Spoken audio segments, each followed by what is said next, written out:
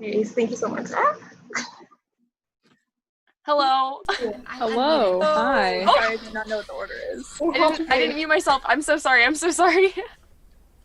Oh, I good. just want to say real fast the chat. I'm sorry, I didn't realize the music had stopped. I thought you guys meant the video had stopped, so I spent a solid 30 seconds trying to figure out why the video had stopped, only to find out it wasn't stopped, and then find out it was the music that was stopped. So, sorry.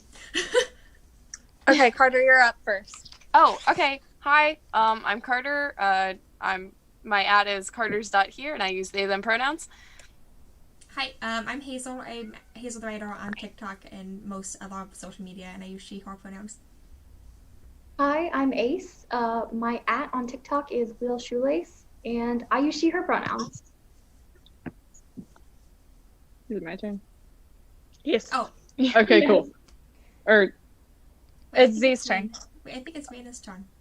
Oh, No, I'm looking at his sleeve. Sneeze. Oh, no, it's Raina now. Sorry. But yeah, my phone's dying. I'm sorry. Oh, yeah, I forgot it's delayed. Okay. I love Yeah, you. sorry. Hi, I'm Raina. I'm Regal Raina on TikTok, and I use she, her pronouns. Oh, it's me. I'm sorry. My brain's still thinking Z has to go before I go. Sorry. No, you're I'm good. Harvey. I'm Harvey. I'm Ace Angel cosplay on pretty much everything except for Twitter, which is Punk Jason's Twitter. If you want that, that's in my bio somewhere. It's in one of my bios. You go hunting, have fun. And I use he, him pronouns. Okay. Hi, I am Z. I am Sailor Moon Turtle. I'm that just about anywhere, and I use she, her pronouns. So I'm gonna preface real fast. First, I'm sorry my cat is being chaotic. Anyways, we haven't streamed for a week, as I'm sure you guys are aware, but we're gonna be a little bit rusty, so pardon us for all of our oopsies and mistakes and little things. Who knew a week could make such a difference? But yeah, and then we're doing this panel on representation in media, and each of us kind of have different experiences, obviously, and different things we identify with, and so we'll all just kind of talk about our own experiences and our own kind of desires, I guess, for representation, and then characters that have inspired us and actually represent us and that kind of stuff, if they exist. Anyways. Well, also, of course, you guys can also ask questions and that kind of thing, and I don't know where we want to start. Do we want to start, any ideas? I mean, we could go in order and talk about how the series has made us feel represented. Ooh, Okay. That's going to take me about an hour. Also, Not the plot, Carter, but you up. So valid. Maybe two. Hold on. Maybe I can condense it to 5 minutes. We'll see. Also, we're not going to just have to, we don't have to limit ourselves just to the Percy Jackson series. We can talk about pretty much all media too. But Hold we on. also start with the Percy Jackson series because. Hold on. Do we want to We can't talk about the preface- Wings you in Harry Potter, though, because Oh, yeah, we're not. Let's just ignore that. Breeze over that part for now. We don't need it. Listen, did anybody else here see Rick Riordan's tweet today?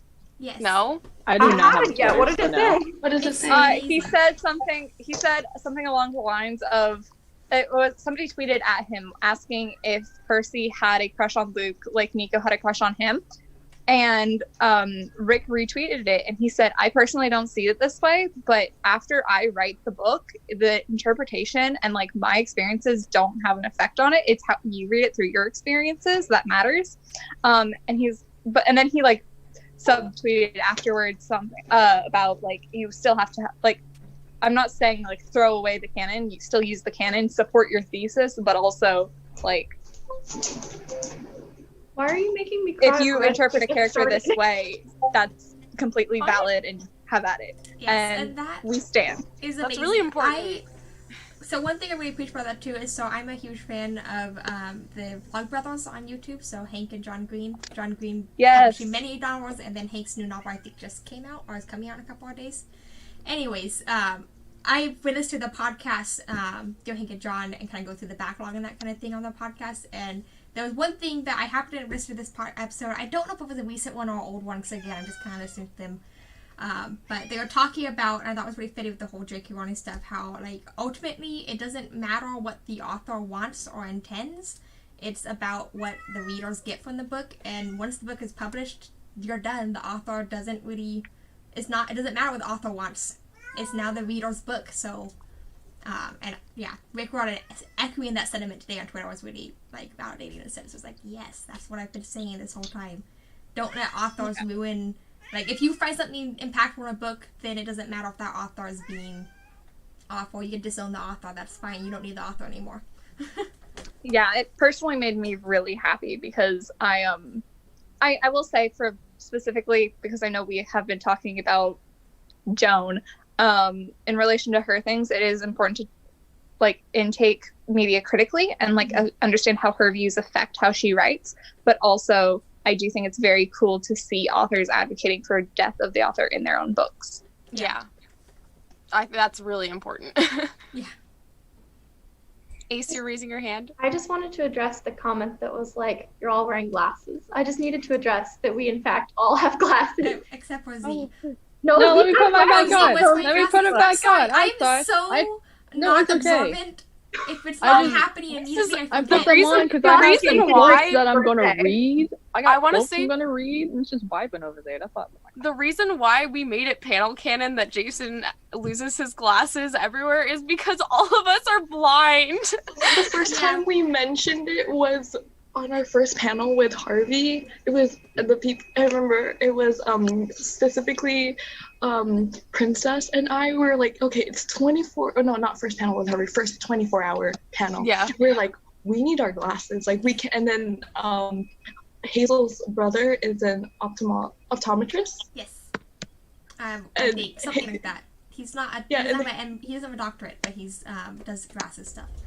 Sorry. And then so Hazel was telling us like how we shouldn't wear our contacts for so long, and we were like, all right, guys, Jason's glasses. That's what we're going with.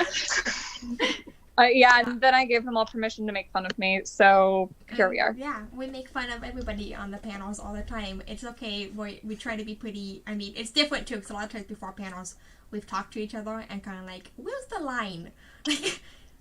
So it's different too, and like I do want to kind of bring that up because this did happen a while ago. But when we have characters on panels too, like there's definitely a line, and sometimes the comments get a little bit past that line on making fun of characters. So let's just be mindful for future character panels that even when we have like villain characters on a panel, like they're people too behind the character. So, and yes, we do rib on each other a lot on panels, but most of the time we've kind of talked beforehand, and we know what the line is at with our ribbing. Oh yes, that one time I played Octavian and it was cursed. Okay, but it's so much fun as Rachel to make fun of Octavian. That was such a fun dynamic with That you. was such a fun dynamic. I loved being roasted by you.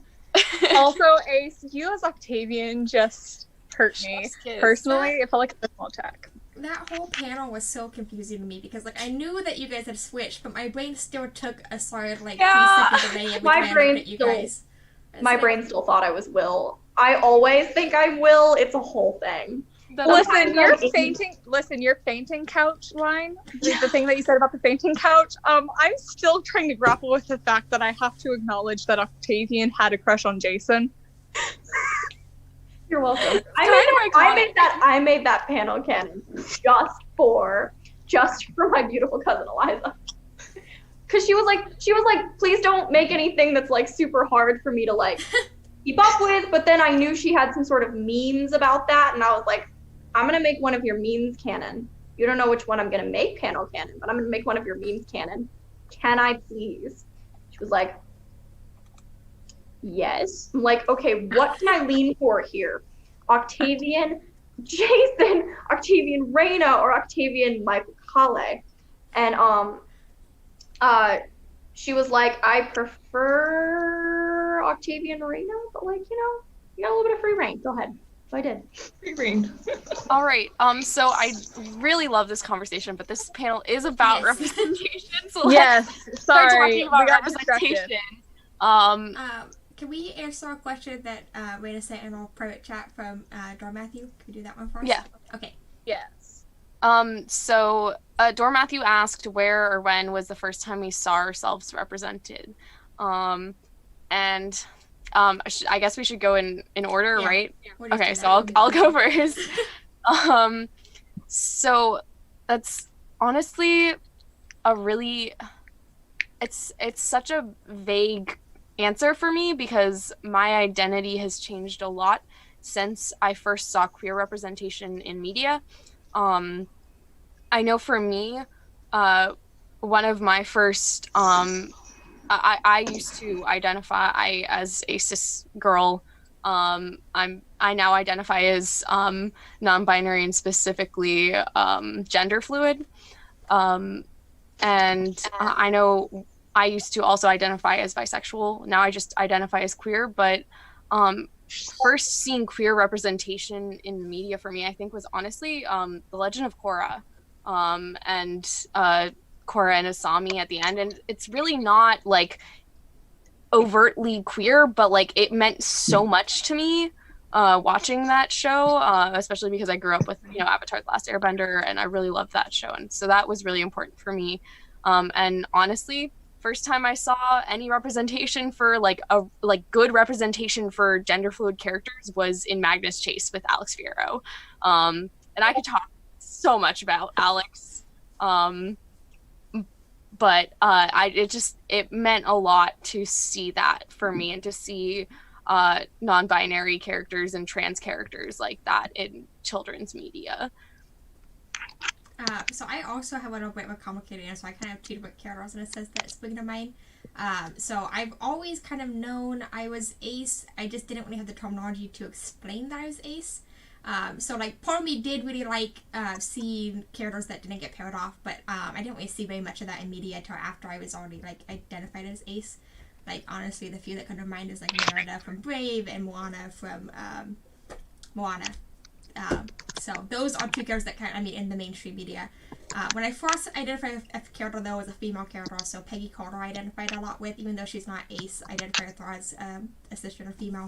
Just because she was like unapologetically brave and wanting to do what she wanted to do and didn't let the sexist men in her life stop her or limit her in any way. And if she was able to do what she wanted to do, like with their permission, she did it without their permission. And I just really, that really was inspiring to me. And then the first character that ever really kind of stood out to me for like ace representation, I'm not very, I don't know, I don't read very much anymore, and I mostly watch a lot of the mainstream movies, and you don't really see ace representation in mainstream media very often.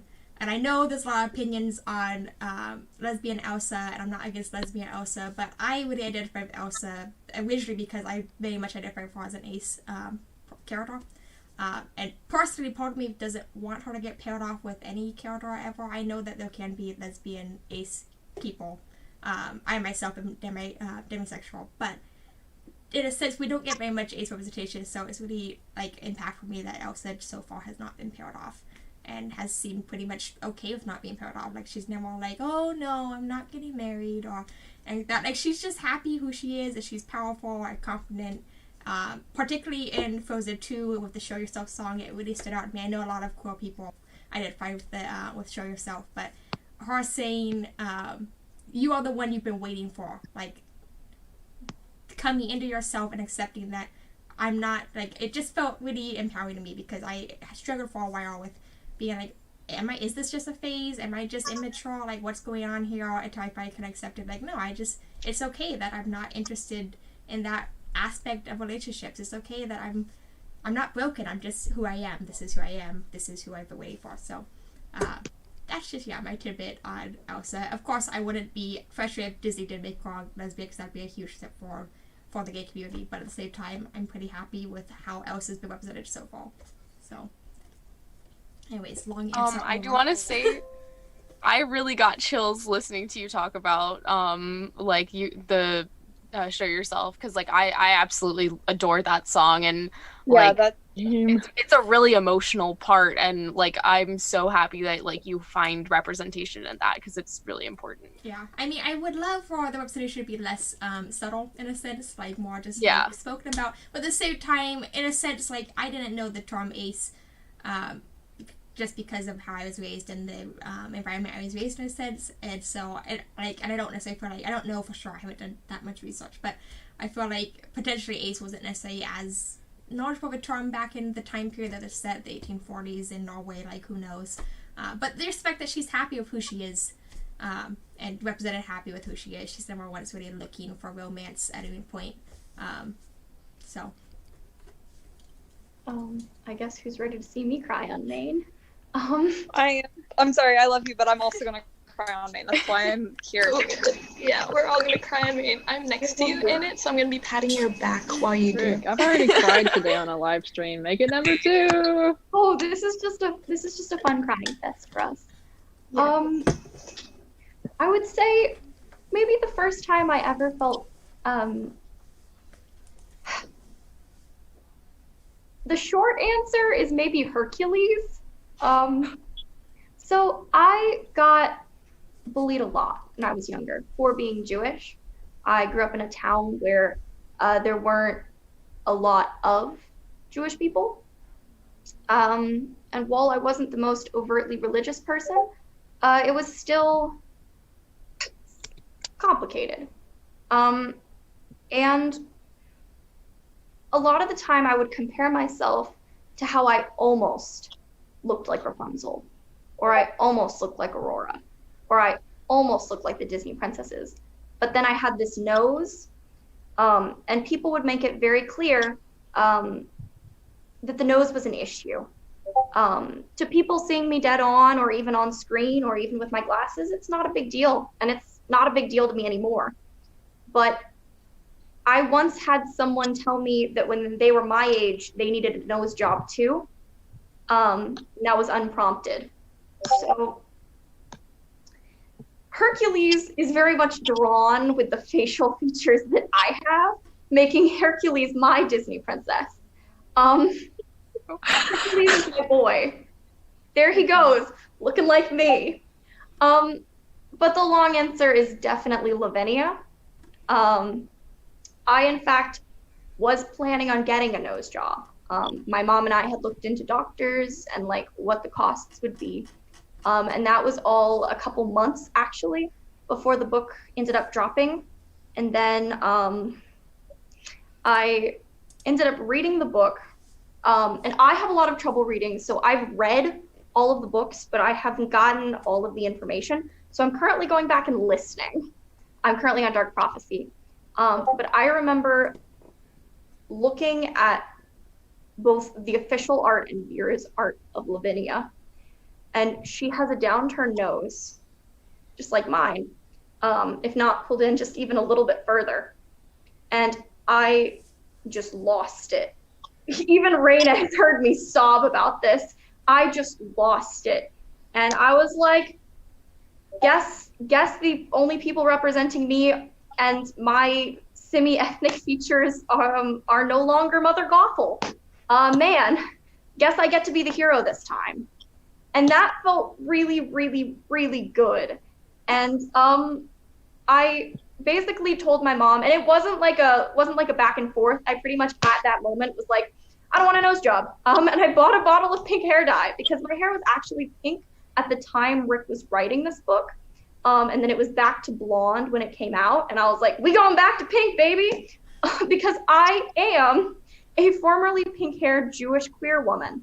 And seeing something so specific on a page, that is a feeling that I won't rest until every single person experiences that feeling of feeling so seen.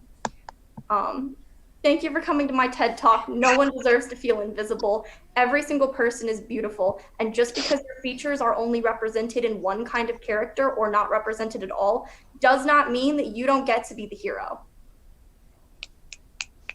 I'm straight up crying in the club right ahead, now. Ace. I mean, me too. I've heard Go Ace ahead. talk about this before, but it hurt. Yeah. Hearing Ace talk about it and hearing Ace get so emotional about it really just made me cry.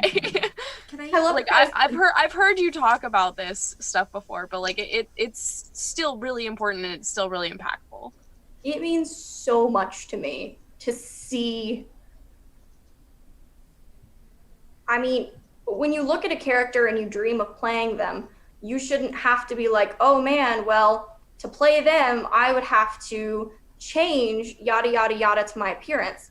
And when the first time I ever posted a video of Lavinia, I got a comment that just said, I love your nose.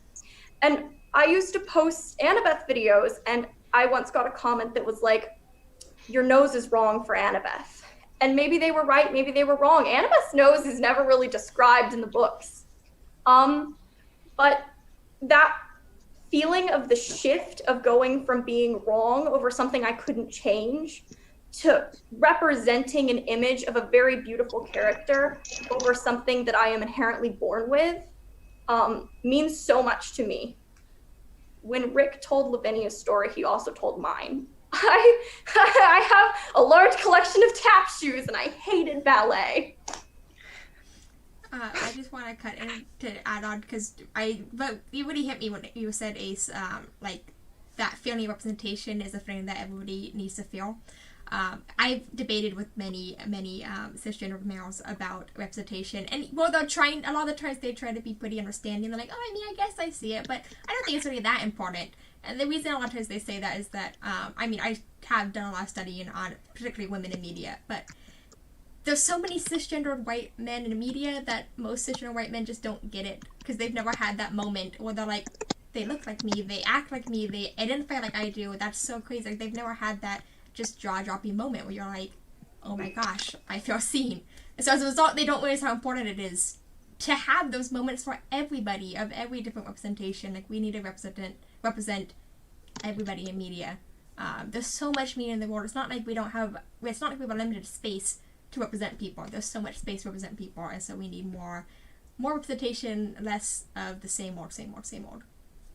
The Jewish queer community is huge, and the fact that this is the first time I've ever actively read, besides I would say watching the musical Falsettos, which I can't recommend because you're all children. Can't recommend it on Maine. Besides that, I would say this is the first time I've ever seen the Jewish queer community represented. And now I'm gonna pass it on to my beautiful, beautiful Raina, who I love you so much. So much. I'm sorry you on screen. Oh, wait. Wait, I think Ace is going the other way. It's okay. It's okay, it's okay. Oh gosh, where do I start? Okay, the shorter one would be addressing the Ace part of me. So the first time like I saw like a heroine, am I pronouncing it right? I can't English. Yeah, that's that doesn't end up with somebody was with Princess Merida. And I know Arrow and Ace is very different, a whole different aspect, and we'll have a conversation about that some other time. But it was just really uplifting seeing like, oh my gosh, look at her. She's not looking for anyone. And like she gets to solve her own story, you know? And I see Hazel smiling because yes, solidarity, girl. And then so that's the short answer for Ace. And for I'm gonna cry. The first time I saw a Hispanic Asian on television. It's from High School Musical. I'm laughing because it's High School Musical. But Gabriela Montez, they didn't specify what her ethnicity is in the movies, but I think she was Mexican. Both her parents were Mexican in the movies. I'll ask Julia Rhapsody about this. But her herself as a person, she's Mexican Filipino, and you know it's just very uplifting to see like yourself on screen, and like the fact that it's on American like television and it's like Disney Channel out of all places, you know, and not just like a television like show from like a lesser known. So like the movies are out. The movies, I think High School Musical 3 was like in theaters at one point.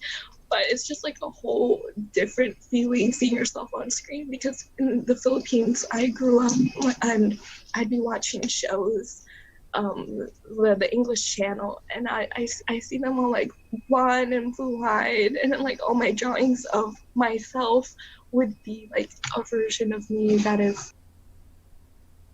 Paano mabawasan ang user? Saan po?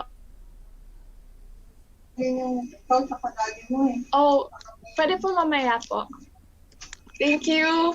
My mom came in while I'm crying over Gabriella. Sorry guys, I don't want to take too much time. No, you're fine. And then moving on to Percy Jackson. When I when I saw, when Jason said, and a girl, there was a girl, there's definitely a girl named Reina, I started crying because that's the Tagalog spelling for it. Like Reyna, the Spanish spelling for Reina, like queen would be Reina. And I was just like, are we getting a Filipino character in here? But later on, she's Puerto Rican, but that's okay, because, like, you know, brown representation is still representation, and it's, like, still, like, really, I feel a really strong connection to her nonetheless. And when they specified that she had black or brown hair and brown eyes, I was like, oh my gosh, they didn't do the thing where they take a person of color and give them, like, a different attribute. For example, Piper, she's, despite being Cherokee, she has that magical aspect to her of the kaleidoscope eyes that changes colors. And it's like, okay, that's cool and all that, but like seeing yourself like written in a book, like the features that are more that you see that are the majority of that group, it's very uplifting. And I don't want to take up too much time. I'm passing on. You're so valid. But yeah, that's all I can think of right now. Go ahead. So, at this moment in my life, I don't really have any problems finding like representation as, you know, a white male identifying person. There's so much of it. But I remember the first time I ever saw a gay character, like a queer character, was specifically Magnus and Alec from the Mortal Instruments. And that really, like, I was kind of like, oh, this is a thing. Because I was just raised where I didn't have like the knowledge of that. And then moving on, there's not a lot of trans mask representation in media. So I do know what the first trans man I saw on screen was from the Fosters, but the first time I saw a character and I just like really like, you know, like you the emotional thing that all of us are doing, so like you just really connected with them, would probably be Jo March from Little Women. Like I, as a child reading that, like I connected with Jo March on a lot of levels. And as I'm older, like looking back, it was a lot of like me being queer and like just not knowing it. Because Jo March is very heavily, like, she's very heavily trans mask coded, as well as being like ace coded. Some people read her as a lesbian, everybody reads her differently, but she's just she feels queer to a lot of people. And so like for me specifically, she was the first character I ever read and like really empathized with. And then when Jesus Christ, when the 2019 movie came out of Little Women, they adapted the book a little bit, so Jo is a bit more, she doesn't end up with a man in the end. And I think her not ending up with a man in the end, and like her like just the lines that she has, and like there's this one speech that I always end up talking with ace people about, is this line, it's, I'm just so tired of being lonely. We all, like, every ace person I've talked to that's seen that film has been like, yes.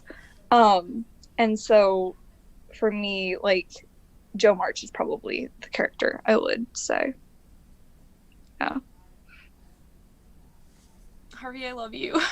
It's fine. Icon. Is it my turn? I think Yes, it is your turn, Z. Go Oh off. gosh. Oh, okay. I I think I'm a divide this answer in different aspects.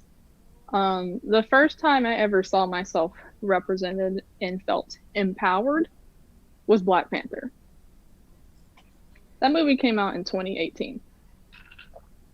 So I was 18 years old when that movie came out. And that's the first time I ever saw something on screen and felt empowered. I reiterate, I was 18 years old.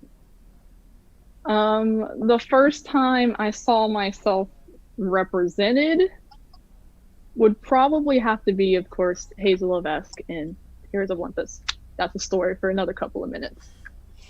The first time I saw myself represented and I felt empowered in the sense of beauty and that I am who I am, Tiana. But even she necessarily wasn't the best representation, because a lot of people often assume Tiana is the best representation for an African American princess. I'm here to tell you no. I don't want to cry on stream. Stop that. Okay. It's okay. So all of us have cried on stream no, so far. All of us It's fine. cried. I've already cried today. So I'll talk about Tiana and Hazel specifically. Hazel, because I can go on ages about that. Often, as a Black person and as a Black woman, specifically, I'll be specific. Whenever, like when I grew up, whenever I would read, whenever I'd see anything on the news or on TV shows or in education, anytime you ever read about Black people, it often dealt with slavery. It often dealt with oppression. It often dealt with struggle. You never saw Black people succeeding in anything that they do, because they always have stuff thrown at them no matter what. And then you have all these stereotypes. Primarily the one I'm thinking of that I'm going to talk about with Tiana is that I'm a strong Black independent woman and I don't need nobody. That is a very harmful stereotype that I'll talk about in a second. But when I read Hazel Levesque, specifically my 7th grade year in middle school, I saw something different. I saw a young Black girl. Like, yes, she went through racism, discrimination, and more so within her time period, but she didn't let that stop her. That wasn't the end of her story. That was only the beginning of her story. And if anything, that allowed for her story to have much more meaning to me, because she was succeeding. She was one of the 7. She had all these wonderful powers, and she was so well respected despite her age and her stature, because I was 13 at the time reading about her. So I literally saw myself when I read Hazel, and I was like, I want to be Hazel Levesque. I want to be just like that. Because again, whenever I read about Black people in literature or anything, it was always about slavery and how we're not going to be anything above dirt. I still read that to this day. So that's about Hazel. I'd go on further, but I'm not going to, or else I'm going to start crying some more. Tiana. Tiana. Frick. Okay. Tiana. Every girl dreams of being a princess. I mean, who doesn't? Who doesn't want to be in a pretty dress and have a prince and everything? I didn't foresee that for myself. And a lot of younger Black girls never saw that for themselves. Not until Tiana. Because she was the first Black/African American princess with Disney. And it was the first time, me as a little girl, because I was 11 when this movie came out, because this movie came out in 2009. First time I saw a Black woman in a pretty dress. She was working hard. And despite the atrocities that are shown in the film, she still got what she wanted in the end. And that's just something magical. And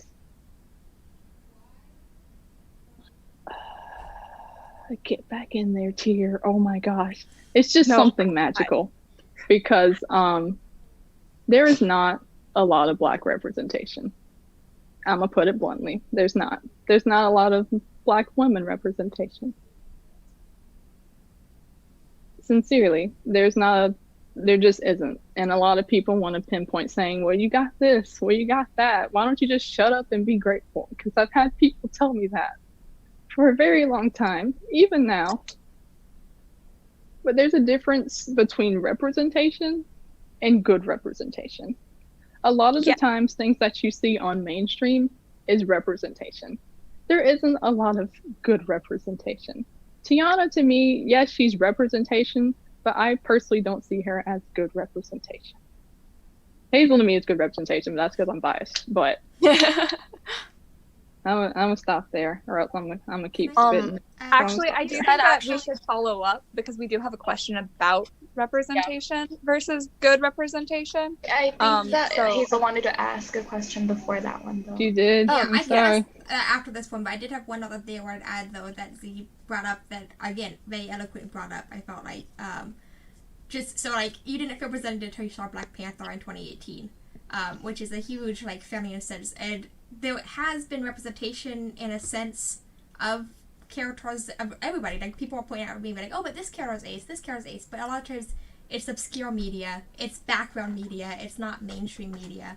And there's a difference. You can't just be like, oh, but it exists. It's just not very popular. You have to go hunt for it. Like that's not adequate. We need media that is in the forefront. We need Marvel movies and Disney movies and these big media companies that populate the public landscape with media. We need them to represent people as well, not just the obscure small authors that only reach a couple thousand people. We need the media that reaches everybody to also be representative of everybody. Anyways, though. But we can do the question that Harvey was saying that relates into this before the other one. Could I add on to these I can't think of the right word, but real quick, if I can get a Jewish pink-haired lesbian, considering the mass amounts of media out there, we don't have to stop at good enough or aren't you happy? Because if I get to see myself so specifically, there is no reason except people are greedy and they want what has always succeeded when they publish and they put things forward. There is no reason why we can't have diverse Black representation. If I can have something so specific, every single person should be able to have something so specific. And that's how I feel passionately. You're so valid and you're right. So going on to the question that I'm trying to, there's two iterations of this question. So it's the same person asking the question. It's the Dionysus Bros. It's Helen as Pollux. Helen said, for all, can you talk about why good representation matters and how bad representation can cause more harm? And then the other phrasing was, do you have any words about how important specifically good representation is, as some representation conforms to stereotypes and does more harm than good? So those are the two versions of the question. It looks like, do we want to go in order? But it does look like Z is literally about to burst talking. Go Let's fine. go I can backwards. wait. Go I on. can wait. I We'll can go- wait. We'll It's go fine. counterclockwise. How Z, about we go reverse order? we'll go reverse. Yeah. No, it's not. I can wait. No, It's no, fine. Z, I you can go. wait. want to hear it. Let's go. I Good love Good to hear lord, it. because I'll talk about Tiana. Let's take a minute to talk about Tiana. Let's talk about Disney, because a lot of people don't know Disney's racist past. First of all, so let's talk about Tiana. Okay, because a lot of people, when the Black community often asks for more representation, everybody points fingers to Tiana. Heck yeah, because she's Black. I'm here to tell you why she's not necessarily the best representation. She's representation, but not necessarily the best representation. Because think about it this way. I actually wrote an essay about Black women being portrayed in media. For one, out of all the time periods to put Tiana in, why do you put her in the 1920s, where racism and discrimination was prevalent? You could have put her in any other time period, but why that? That's the first thing. The second thing is there's a big stigma, for lack of better words, about how most often POC and specifically Black characters, whenever they're portrayed in movies and media, they don't stay human.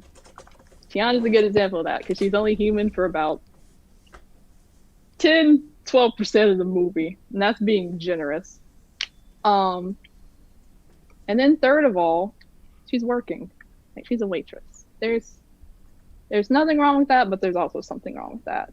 Because in my eyes, that paints the picture of, if you want to succeed as a Black woman, you gotta work under somebody. And then not only that, you just gotta endure all this crap. Because Tiana also, at least in my personal opinion, portrays the whole I'm a strong, independent Black woman that don't need no man. She portrays that very strongly. And that's very harmful, because that shows that we as Black women aren't allowed to show emotions, aren't allowed to be dependent upon others. And we just have to stick it out. And to any Black women watching this right now, I want you to know that you are allowed to show your emotions.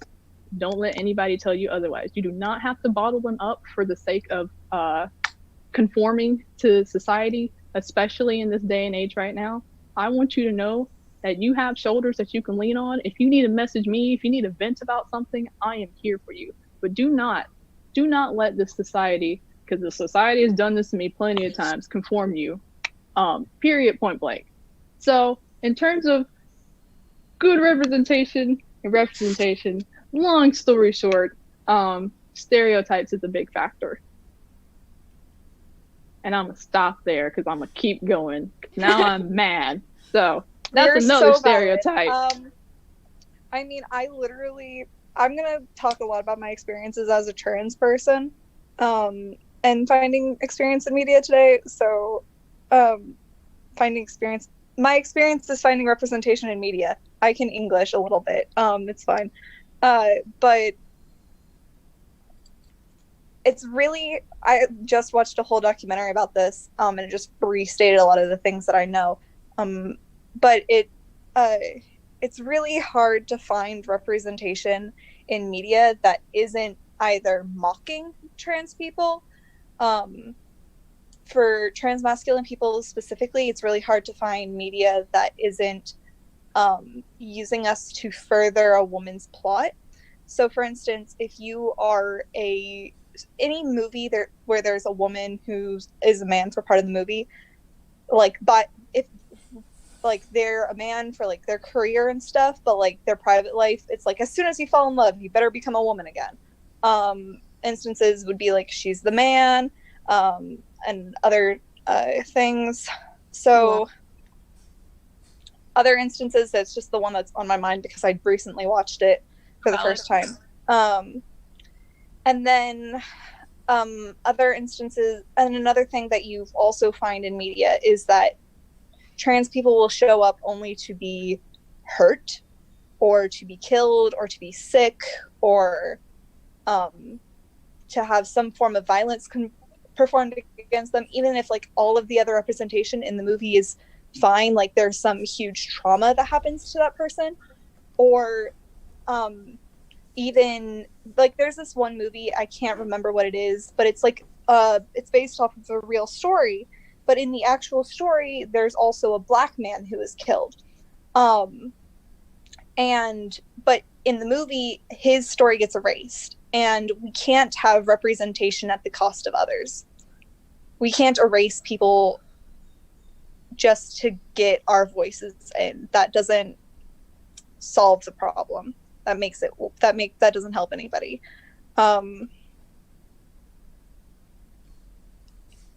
So essentially, I know I just talked a lot about how it's hard to find good representation.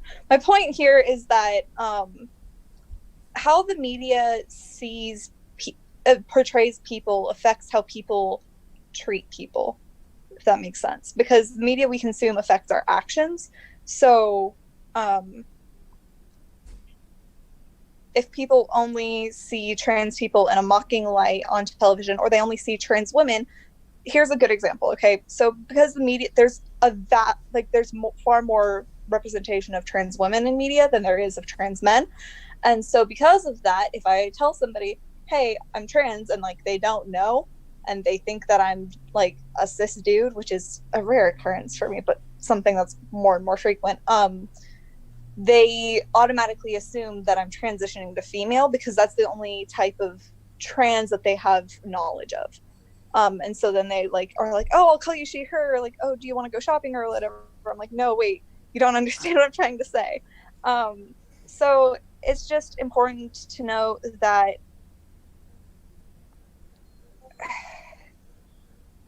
more representation isn't going to do anything if the representation isn't good.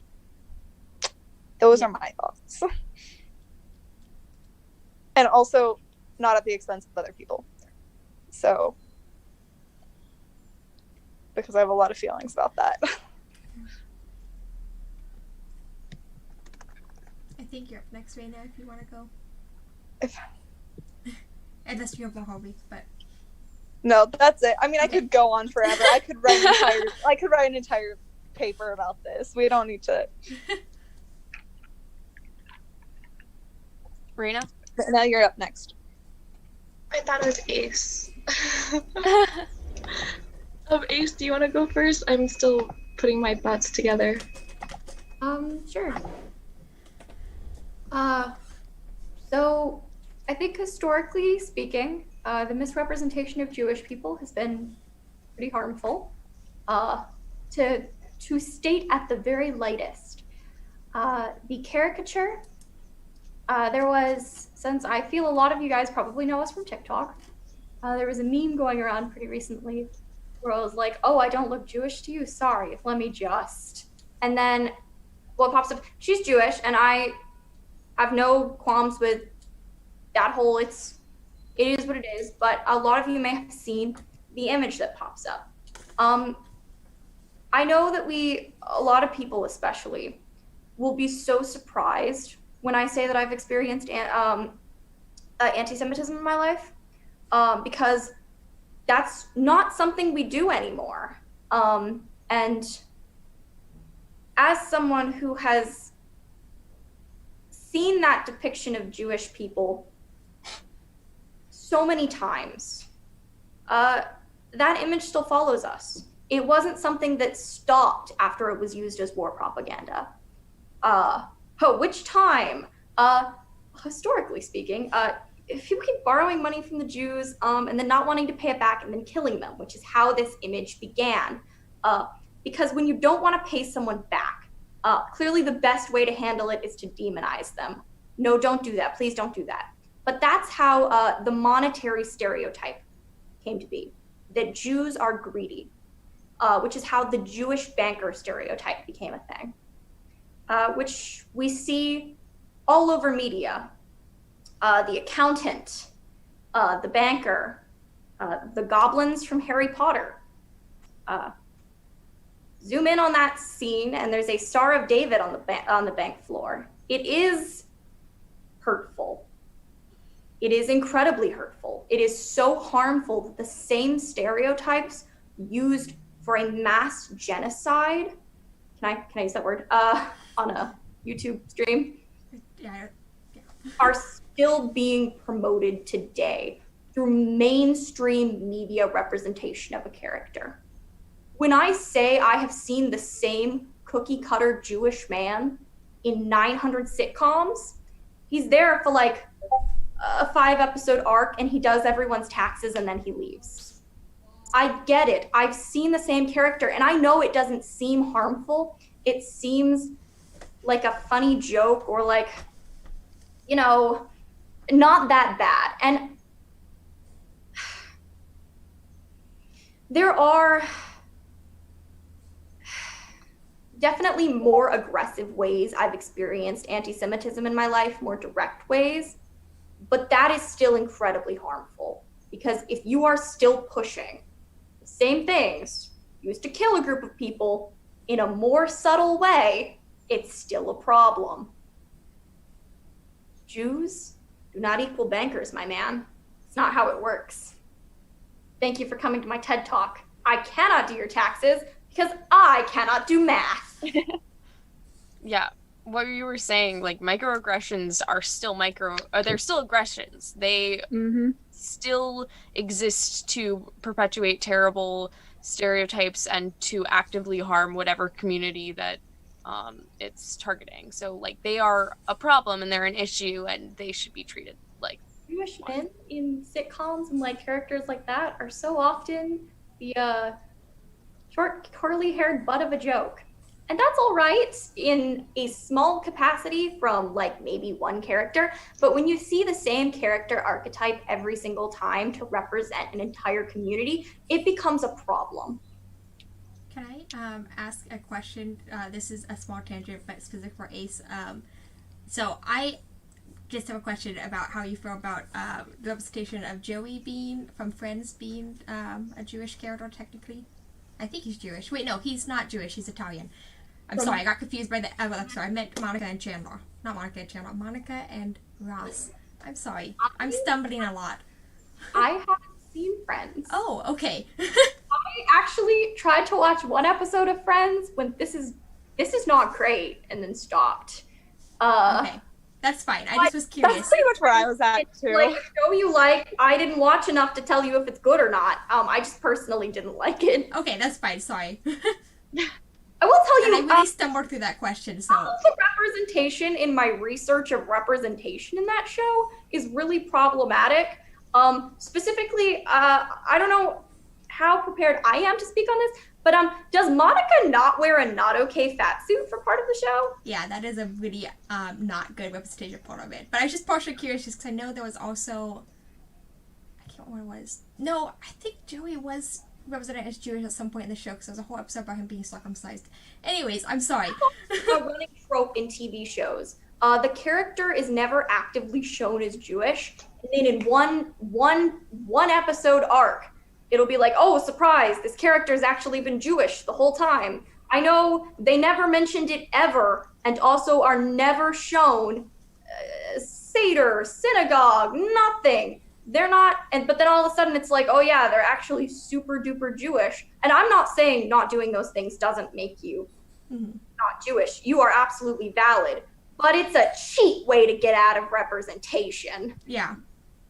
Yeah, I was mostly just curious. I was like, I remember that was an episode, and I mean, again, I didn't grow up very much Jewish influence in life, so like I never drew the connection between the goblins of Harry Potter and Judaism. But hearing the history of it, that's clearly a very big no-no.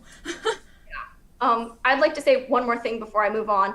I see a couple different things in the comments, and that joke that people make, I'm Jewish, or the I'm German, you're Jewish, and look at us being friends now. Or even pointing at Jewish and German kids and be like, oh, you two would have hated each other, or you two must hate each other. Or even just pointing at German kids and being like, you're a Nazi. Jews lived in Germany. They were German. Just because they made them leave doesn't mean they weren't German. Yeah. That line that divides us, it's not the same line. Ethnicity and nationality are not the same thing. Thank you for coming to my TED Talk. I have so many feelings about Jewish representation. Anyway, You're so valid. So valid, and I love you You're so much. valid, dear. I like listening to you. You say I some can stuff. listen to you all day long. Okay. We need to talk more. Whew, all right. Y'all ready? Yeah. Yes. I actually like have notes like written out in here. So something. Well, since we're talking about negative representation not really counting as representation, in media, Hispanic women specifically are very sexualized, and they're portrayed as these benches. I'm not gonna curse, as like benches with like that are like heartless and all that. And then on the other end of the spectrum, we have Asian women who are submissive and all that. So it was quite a relief seeing Rick Riordan like shape Raina into this like strong woman who's like, yes, she doesn't take anybody's shit, but she has that like caring like aspect, like she's human, you know, you see how she interacts with Nico, all that. So that's really important. And being a person from that specific culture and being the person to write a story about that will be very different in comparison to someone who isn't. And simply doing research on it because they're not the ones who are experiencing it. Like, yes, they can take into account other people's experiences with it and write it out, but it'll still be very different. And I really appreciate Rick Riordan's Riordan Presents. Is that correct? Yeah. But how he's empowering and like using his platform for other authors to tell their own stories with the cultures that they are familiar with. We have I think Stormrunner, I can't remember the title, but it's by JC Cervantes.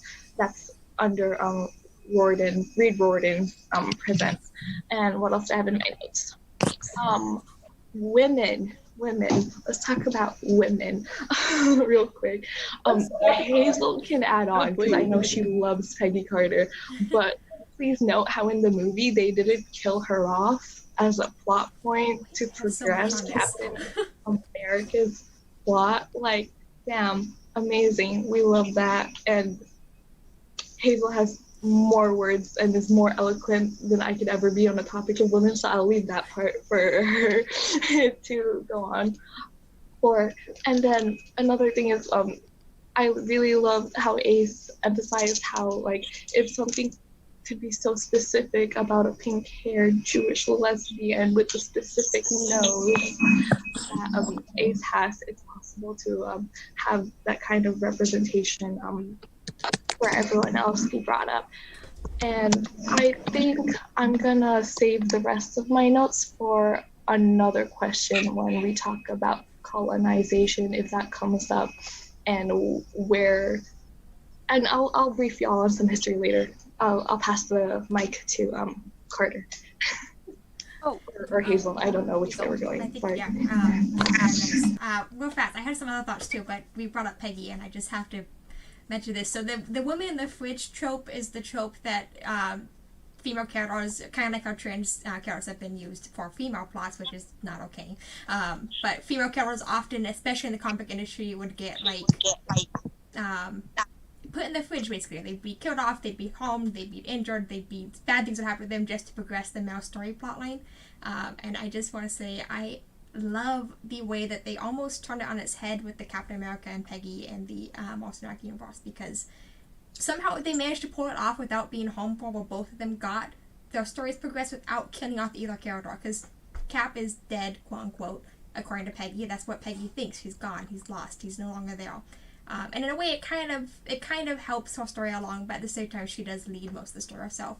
And then they didn't have to kill off Peggy to give Cap a reason to continue on. She lived a full life. She did things on her own. When she did eventually pass on, that was kind of a launching off point for the Civil War movie, because that was part of the reason that I think Cap kind of went a little bit too hard on the whole Bucky thing, is Bucky's last connection to his previous life. But it wasn't like they had just killed Peggy off because she was inconvenient to the plot at that point. They had showed her life and showed her decline and showed that she was older, and it was like her time to pass on the movies. But anyways, that's a whole different subject to the question at hand. As far as representation, I want to preface this one with, I don't think there needs to be more representation in this area. I know that sounds a little bit surprising, but I grew up and I am still a member of the Church of Jesus Christ of Latter-day Saints. There's a lot of bad, toxic stuff surrounding my beliefs in my church that I have to deal with as well. I don't necessarily think we need representation because it's not an ethnic group. We're not really, I mean, it's a religion, but it's a choice more so than being ethnically Jewish or being of the Jewish faith. There's not as much history there. So I'm not saying we need more representation on that front. However, growing up, I was affected by some negative representation because while rare, when my religion was mentioned in media, it was usually as a joke about like how many wives we have or how many siblings we have, or like just the bad end of a joke. I never saw the Book of Mormon musical, but I did get a lot of backlash from that because there was a lot of stereotypes perpetrated in that musical, and while some people of my faith found it funny, I just knew that I got picked on more because people saw that musical and they were like, oh, haha, you're a Mormon, like, that's so, like, you must do this. And it's like, no, not really, that's false. So, and that's the situation in a sense for bad representation isn't really good representation. And also, it's not really a group that I feel like, I don't really feel like my group of people or that group needs to be represented that much in media. Especially when it's only used as a joke, if ever. there's more people that need to be represented in a good light and a good way, and that again pales in comparison to a lot of other people's experiences with bad media and bad representation. It's just my only close tie into that is I faced a little bit of bullying as a kid just because of the small amount of bad representation we got, which is fine because it wasn't as bad as other people, but it's still, again, it's how I relate to people that face those issues is that, yeah, making jokes and only ever hearing about one group of people through bad representation perpetrates bad ideas. We need representation that can educate people that aren't as familiar with it about, in a good way, about these groups, like the way that Rick Ronan does with Alex in Magnus Chase, and the way that Rick Ronan does with Sam in Magnus Chase as well. Those are two representations that are decent representation that can actually teach you some things. Like, I didn't fully understand Alex not using they them pronouns. Even having a non-binary sibling, I didn't realize that using they them pronouns can be offensive if somebody has chosen not to use those pronouns. And that was a really opening insight to see a character that's not just oh yeah, any pronoun goes, let me just use any pronoun. They were like, no, these are my preferences, please respect that. I know that Carl has more thoughts on non-binary representation too, so Carl will definitely get into that more. Okay, it's my turn. Yeah, I do have a lot of thoughts about non-binary representation, and before I get into talking about Alex, because I could talk for Alex for so long, I'm gonna talk about because this is about talking about bad representation and versus good representation. So I'll talk about bad representation for a little bit. A lot of representation that non-binary people get is unfortunately non-human characters. And while Alex kind of can sometimes fit into that, it's different with Alex, and I'll talk about that. But unfortunately for us, we get aliens and animals and stuff and people like that who don't really, they're not human, and it's really nice to see characters like that and to see characters using they them pronouns or not fitting the gender binary, but it's still, it hurts to see it because it's people aren't going to see me as a human. They're not going to see my identity as a human identity. That's something alien. It's not something that humans are. And it creates this kind of separation, and that's a really common trope, unfortunately, in media for non-binary people to be portrayed as that. I will say, and I'll give very recent example of this. I absolutely adore She-Ra, and I love I love the reboot, but Double Trouble, the only non-binary representation in the show, is an alien. And while it's a show about magical princesses, some of whom have gigantic crab claws for hands, it's feeding into that stereotype, and it kind of sucks. I still absolutely adore that they hired a non-binary actor to voice Double Trouble, and I honestly adore Double Trouble. I love their character. They're such an interesting and intriguing character, and I really, really appreciate that the other characters refer to them with they them pronouns, and they don't skirt around it, and nobody is making any mistakes on their pronouns, which is so important. But it still kind of sucks that they're non-human, but I can talk about decent and good representation for non-binary characters. Unfortunately, there's not a whole lot representation for us. It's not really in the mainstream as much, but I remember a few years ago, I don't know if anybody in this Zoom call has watched the reboot of One Day at a Time. It was Sid is amazing. I love her. Yeah. I love them. Yeah. Sid is amazing. Sid is a non-binary character, and the show uses they them pronouns for them, and it's pretty iconic. The way that they introduce Sid is one of the main characters, Elena. I haven't watched it in a while. I'm pretty sure that's her name.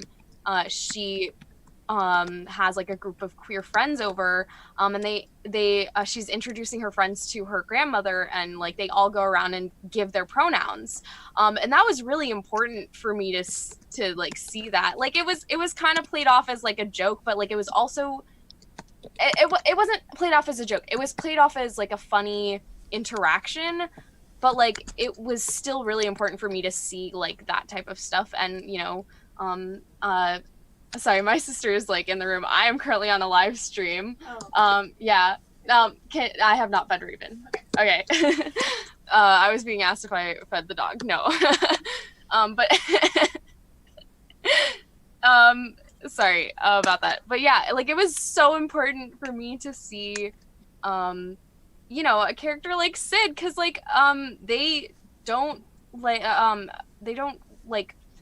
fit the stereotypical like non-binary look that there is, like that you have to be completely gender neutral and nobody can know what gender you're supposed to be, and like thing that people assume about non-binary people, because that's not how non-binary people work. Like there's such non-binary is such a huge umbrella term, and there's no one way to look or act non-binary. And so seeing Sid, who was like fairly feminine but also fairly androgynous, like it was really nice to see and still see that their pronouns were being respected, and so that was really cool.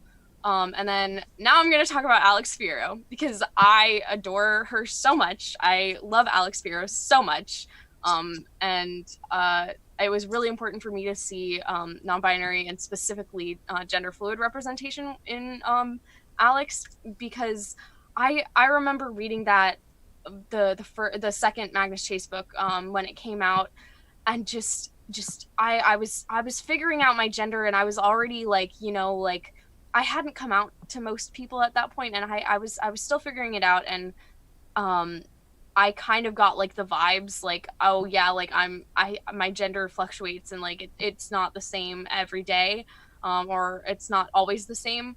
And then I remember reading the second book and Alex getting introduced and like seeing her and being like, oh my god, this is me. Like this is so important for me to see that. And like now I'm getting really emotional. But like Right. she is so important. She's such an important character. And my favorite thing about her, and my favorite thing about how Rick Riordan wrote her, is that she is so unapologetic about being herself and about correcting people using the wrong pronouns for her. And that is so important for me, and something I still struggle with myself, is correcting other people using the wrong pronouns for me. And seeing her being able to do that and being so confident and like, excuse my language, but so badass, like, oh my god, it's so amazing. And I just it really is so important for people to take pronouns seriously. And so something that Hazel just mentioned and her thing is being non-binary and not using they them pronouns, because pronouns don't equal gender, and with non-binary it's kind of assumed that you use they them pronouns, but they them pronouns aren't the only pronouns that non-binary people use. And so seeing Alex set her boundaries and say, hey, I'm a girl, but like refer to me as a girl unless I tell you otherwise, but do not use they them pronouns with me. And setting those boundaries is so important, and it's so nice to see. And it's also very important for kids to read, because while Magnus Chase is slightly more mature than Percy Jackson, it's still a kid's book.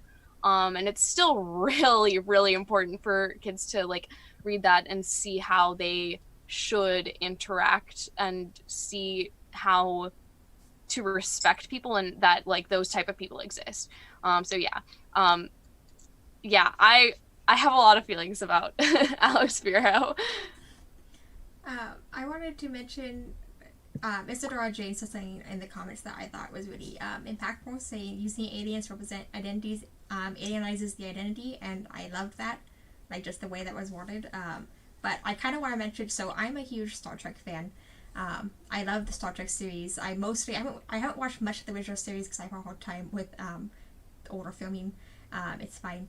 But I really like the DS9 series in particular, and so I feel like there's definitely, we don't want to use aliens exclusively, especially to represent identity, because that could be really harmful.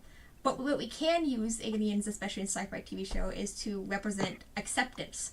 And that's something I think needs to be normalized as being something that's innately part of every kind of like, human race in a sense, because there's people and then there's animals, even amongst alien races. So we need to see acceptance amongst all kinds of people, all kinds of characters represented in media.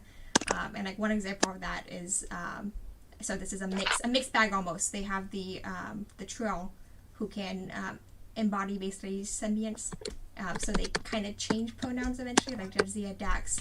We used to be calls on Dax and went by he, him, and now she goes by she, her, because it's a different character. So that's not quite proper representation for non-binary. But what we do get some representation is when she meets one of Corazon's old friends, who's a Klingon.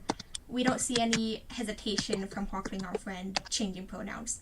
And so that part right there is where we get some good representation and showing that acceptance is for everybody of all types, and seeing that just representation right there while they're saying, oh, it's fine that you've changed pronouns. Like, I'm not even going to talk about that. We're still friends. We're friends. That's what comes first, not how you identify. It comes down to a deeper connection. And so seeing that, that's one way that people can use sci-fi where you have alien creatures, is allowing them to just be accepting. You don't need to make them the representation that your story needs. You can make humans that representation, but showing acceptance is important. Yeah. Also, sorry, Princess brought up something in the comments that I was going to talk on, but I forgot to. They brought up, also shout out with Alex not ever having a specified assigned at birth gender, because that's hella important as well. Yeah, I was going to talk about that. I completely slipped my mind. It's really important because not just for, because a lot of cis people who don't know better have this kind of obsession with finding out what a trans person's gender was, especially non-binary, before they transitioned, which is really toxic, and I don't really have enough time to talk about why that's bad, but just it's bad. And so not only that, but also just for non-binary people, all of them, no matter what gender they were assigned at birth, like for them to find representation in Alex, because people who are assigned male at birth and people who assigned female at birth but are non-binary, they can still find representation in Alex, and that's really important. I want to note that I personally did not realize this about Alex Fierro's character, but actually that'll lead into the next question if everybody's done answering this one. I wanted to and I just have something too. there was just okay, one. then I'll talk about it later. Okay. Just also, Eliza said, Alex really said to not use they, them, and prefer to use, I think that's prefer to use her or him, and that they missed reading that in the Polish version. Yes. Magnus asks Alex why, he asks Alex, why don't you just use they, them pronouns? And Alex says, why? To be more, accommodating to you, and kind of checks Magnus on like why he would ask that, because like your other people's pronouns aren't your business. But yeah, so that's a conversation that they have. So Alex does not use they, them pronouns. Yeah.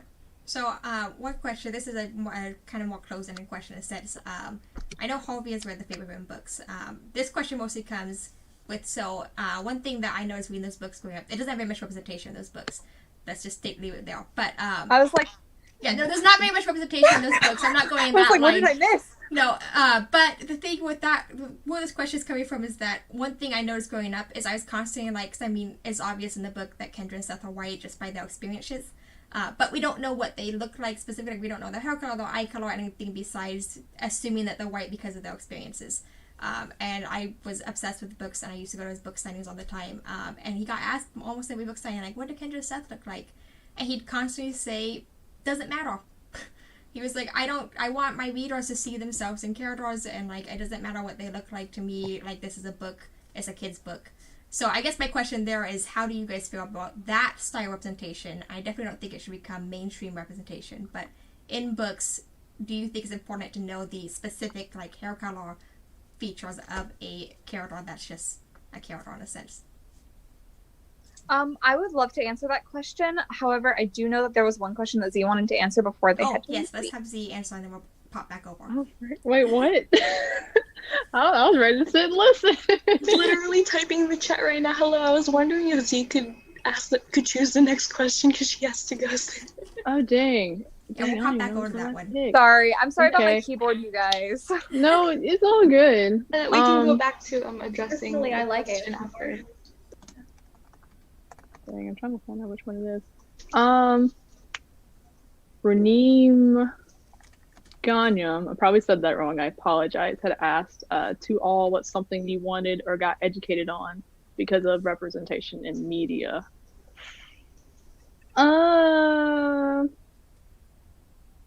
Me personally, I would love to see a lot more Black history in media because might step on some toes for saying this, but a lot of at least American history when it comes to Black history, or at least American history, honestly, in general, is very whitewashed. Very whitewashed. You only get one perspective and that's it. And then when you try to apply other histories like Native American and Black and more so, it's very whitewashed. They give you the very hunky-dory version of it. A prime example of that being a lot of people didn't know what Juneteenth was, because that's not taught in schools. I didn't know what Juneteenth was until last year. And I'm a college junior now. So that's one thing. I would like to see a lot more Black history shown in media because it's not shown. And most oftentimes when it is shown, like in historical movies and stuff, they often have the white savior complex. If you don't know what that is, Google the thing. But they often have that, which basically discounts the whole movie in a sense, because, yeah, I really don't want to go on longer, because then I'll start getting on an educational rant, and I don't want to do that, because it's really not my place to educate, in a sense, especially when it comes to these historical kind of things, because it does not fall on the shoulders of Black people, or POC for that matter, to educate you on stuff when you have sources like Google, and more so. And like I tell most people, if people do, specifically POC and Black people, if people do come ask you questions, just offer a foundation and leave it be. Because if you offer a foundation, a good foundation on top of that, then for corny jokes aside, seeds can grow. Because if you don't offer a good foundation, then a person that willingly wants to know will not get to know if you don't offer that. But then at the same time, not everybody's worth your time. Because some people will take advantage of your good nature. That's happened to me several times in the past 4 weeks. So I could say more, but I'll just straight up fight anybody who's mean to you, like straight up. Well, then I got a really long list because there are a lot of people. Hazel, excuse me. I'm ready to fight. Hazel, excuse me on this, because there are a lot of people that have been clowning lately. Because for those that don't know, if you've been living under a rock, there is a big historical movement going on right now, known as Black Lives Matter. Black lives should always matter, but for some reason, it's not really clicking in people's head, and it makes no gosh darn sense. And this doesn't even apply to just the current climate right now. This also applies to the cosplay community. Black Lives Matter within cosplay. It's an in and out thing. Because most often than not, I'm sorry I'm diverting from the question a little bit, but my spirit's really speaking to me right now. Go off. Most often than not, there's a lot of people that like they use cosplay to comfort. Like they use that to escape from everything. Black people don't have that. Because outside of the costume, we get ridiculed, we get harassed, we get killed, and more so. In the costume, the same thing happens. Same thing, different shapes. But I don't want to go on a tangent because I know y'all have questions to answer. Yeah. See, you can go on a tangent any day. We love you. You're always I will just keep here. talking because I'm really passionate about this. And most often than not, this is like the time to amplify Black voices because we've been silenced for over 400 years, and that's on oppression. So, yeah. And don't let people silence you. To all my Black peeps that are watching this right now, like sincerely, for real, please, like I'm being serious. Don't let people bring you down and tell you that you don't need to use your voice. I'm telling you, use your voice. Yeah. It's powerful. Doesn't matter how young you are. Use your voice. It's special. I'm sorry I got on that tangent, but No, it's I'm fine. also No, you're not so sorry because I valid. feel like what I I'm said valid. needed to be said. But yeah, mean, I need to wanted stop notice apologizing that- for this kind of stuff. Guys, I appreciate the spam in the chat and like that's cool and all, but like also you have to like actually Go put videotape action them. behind your words. Exactly. So Because like that's it's all Down, but like act. yeah. So like, speaking up is cool, but all like and like doing this in the chat like that's cool, but also you gotta like act up. So there's links in most of our bios still.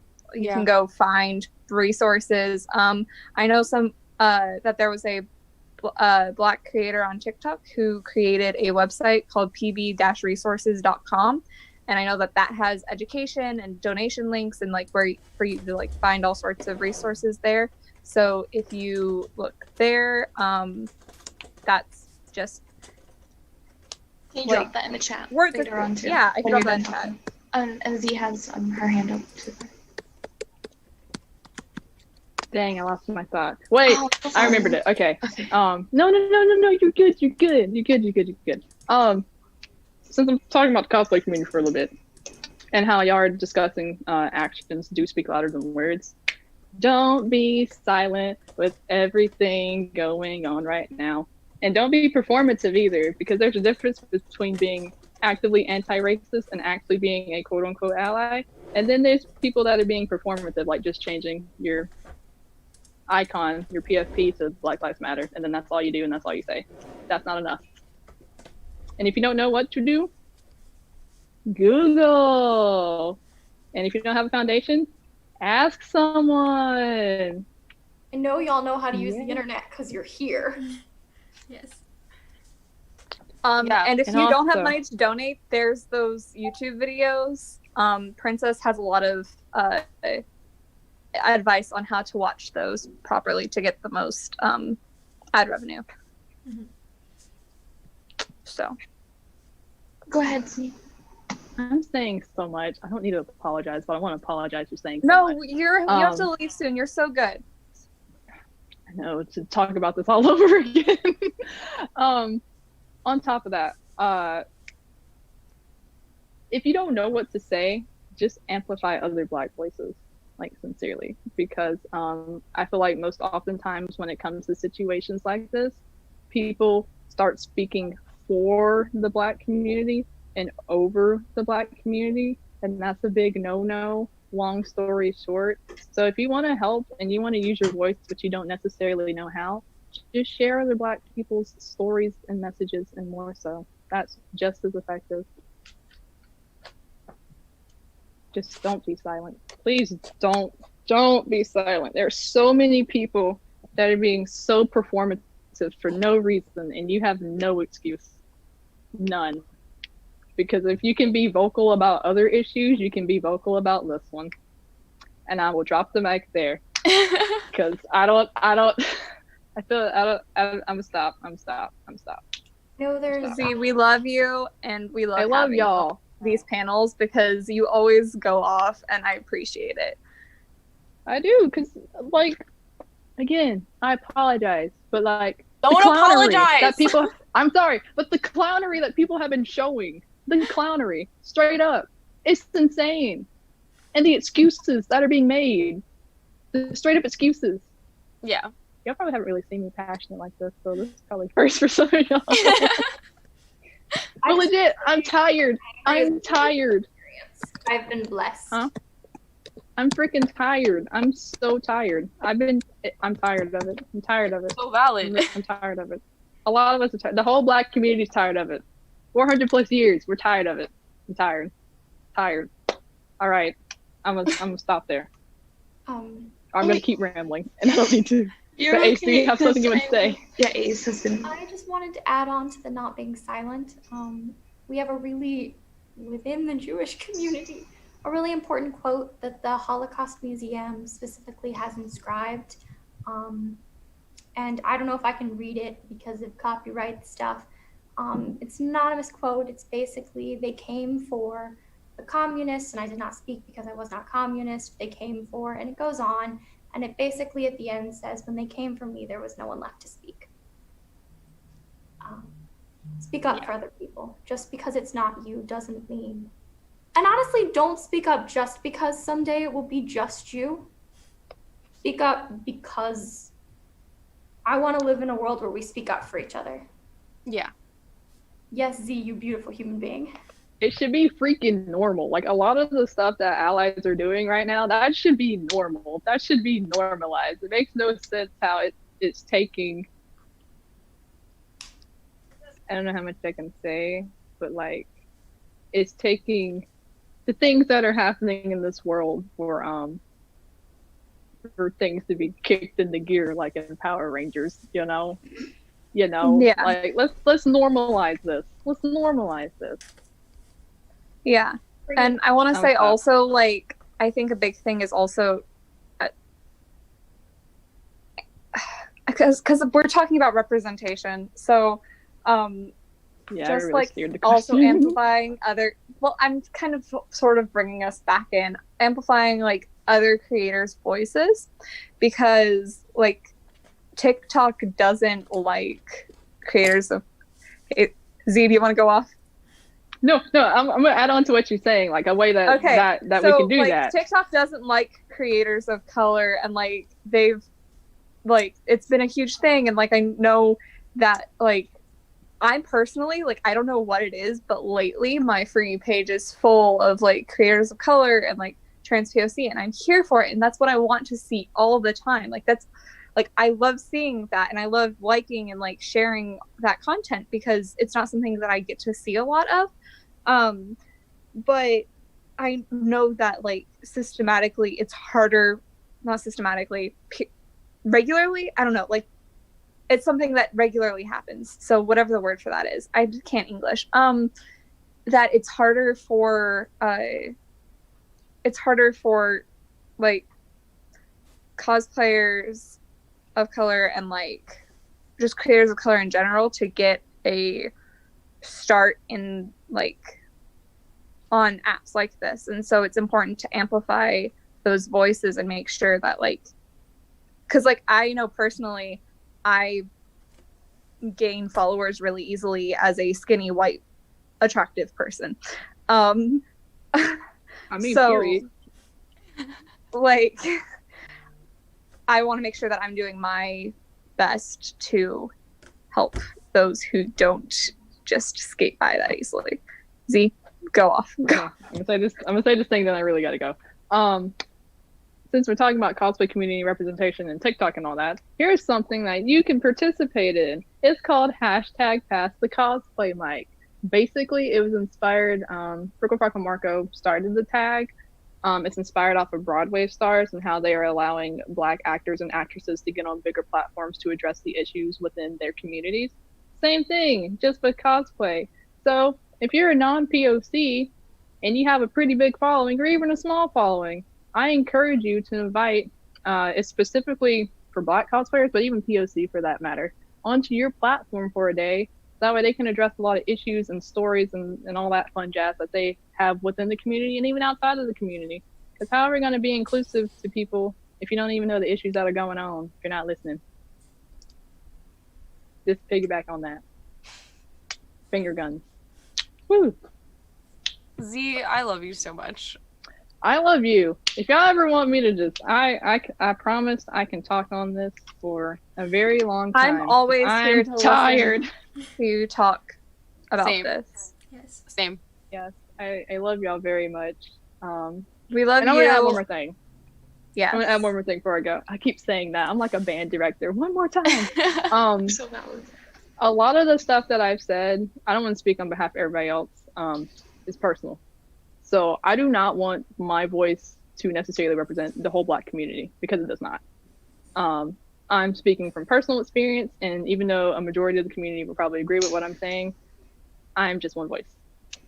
I do not speak on behalf of the whole community. That's not how it works. A lot of people think it works that way, but that's not how it works. So that's just my voice. And that's how it is for all of us here. Like yeah, that's why I thought I didn't want to speak for y'all, because like I wouldn't want to assume that, you know. No, like you're so valid. Okay. But you bring up an excellent point. Like we are all individuals. We don't speak for our communities. We are just a part of the communities. Yeah, I was speaking about like all personal interactions and experience with media and representation, that kind of thing. So yeah, and that does correlate to how we identify it, but also for us, not the wider community. No doubt. All right, Z has been trying to. I gotta eat. No, it's fine. Z, have y'all. well, not. I guess I'm gonna say have a good time, because you're gonna be I'm gonna talking have with fun. amazing I'm gonna people. have fun. I got a and whole list. How can we be inclusive to the Black community? I got a whole list. I have so much fun with this because it makes people mad, and I'm here for it because they don't know how to listen. But yes, I love you guys very much. Please, to everybody that continues to watch this, because you need to be watching this, I advise you to listen. Don't just take this as a fun little live stream. These are people talking about actual personal experiences, and there's times like this where you need to listen. Not look and watch, listen. Because if you don't listen, then what was the point? If you're not taking this in, what was the point? So I advise you to listen. Thank you. Bye! I love y'all so much. I love you, Z.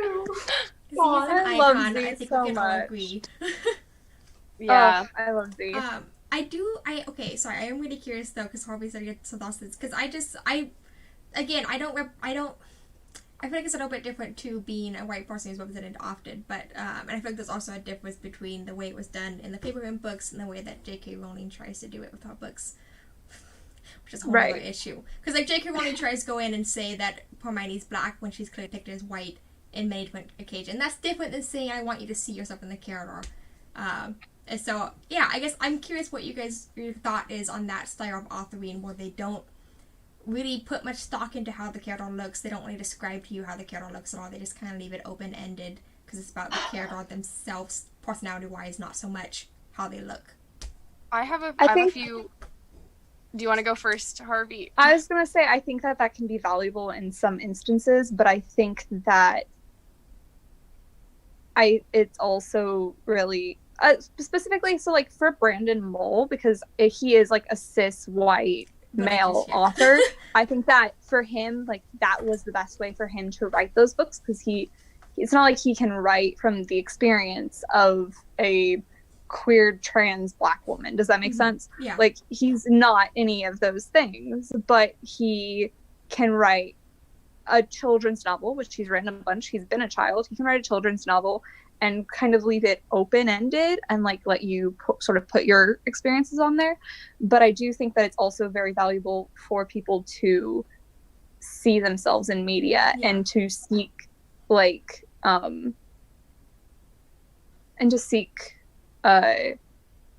counsel, such as Rick, like how Rick wrote Alex, because again, Rick's also a cis straight white male. So like, so like, kind of like there's value in both, but I think that one is better. I think explicitly like having representation is a good thing. Yeah. So what I'm getting credit from you is like basically that is a way to write it, and it's not necessarily a negative way to write it. It's just more of a neutral attribute. Like it's not really helping things. Yeah. It's just not harming things. Yeah. Yeah. Exactly. That's what I'm trying to say. Thank you. Yeah. And to piggyback off of that, sometimes it can be harmful. Princess Ponies in the chat just now brought up a really good point. That J.K. Rowling's portrayal of Hermione as a black woman would make it have racist undertones. So you need to be aware of your writing, and you need to be aware of what you're doing when you're writing it. Because if you're doing it where it's not specified what race or what ethnicity or whatever, you need to be aware of what that can be perceived as. Yeah. Because, you know, Hermione being a Muggle-born, which in the Harry Potter universe is, you know, like the scapegoat for, like, you know, like being like a minority and being like oppressed and shit. Sorry, wait, I shouldn't have cursed, but like being oppressed and like making, you know, her black raises some eyebrows. And also the fact that, you know, she is like a huge like advocate for spew, and she like comes up with that, which is you know, her trying to free an enslaved species, and they want to stay enslaved, and that is written in canon. So like it has like racist undertones if you do it poorly. So just be aware, like writers need to be aware of those things, and just when you consume media, you also need to be aware of that type of stuff, because I know that I was only recently educated on why that's so terrible, and like and the racist undertones of that, because like it's bad, it's not good. Well, yeah, and I think there's a big difference to so like I've always had an issue with the way that J.K. Rowling has kind of like retrospectively gone back and tried adding diversity. Which is very different. So like when I heard the Brandon Moore author talk, like I don't necessarily think he's doing much to help move things forward. I think just is an interesting technique he's using, and he never once has ever gone back and claimed like, oh yeah, you could totally picture Kendra and Seth as black, like, because that would not fit with the story at all. Their background, their history, their stories, but in a way that is very much obvious that they are white with white privilege and that kind of thing. If you just read the undertones of it, like it's very hard to argue that they could be presented as black characters. But just leave it open-ended in a sense, like as a white character myself, like it was nice seeing somebody that wasn't obviously described as blonde just because I have brown hair. And it's different with the way that J.K. Rowling has gone back and just kind of been like, oh yeah, she's totally black. And it's like, but you didn't write her that way, so you can't just go claim that.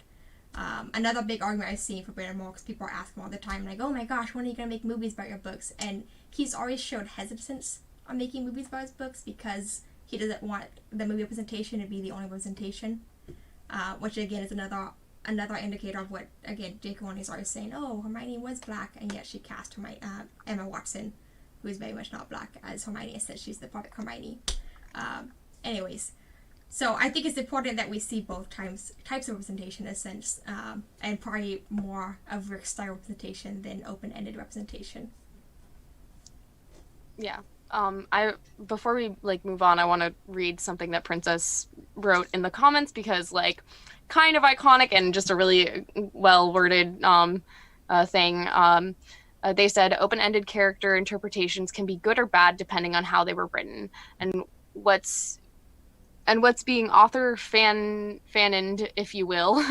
POC Percy plays into his character well, but not Black Hermione. Yes, that's a which, really good point. Yeah. Yeah, that's Percy that. being black Just be aware. Just be aware of what is being written and what you are reading. Yeah, which is really important. So, I was just really curious what your guys' thoughts on that was in a sense, and I think basically we kind of all found the way to phrase it. It's a neutral additive to have open-ended characters in a sense. It's not going to be as helpful as writing explicitly diverse characters, and it definitely can be written in a way that's harmful or not harmful. Like there's ways to write it harmfully as well as write it helpfully. So, yeah. So I think we can move on to another question, which I think we're gonna do. Kat Flynn asked, to anyone, what are your thoughts on representation of different body types, specifically the lack of representation? And so like I'm gonna pass this over to, I think somebody else wanted to talk about a specific character. Go off. So,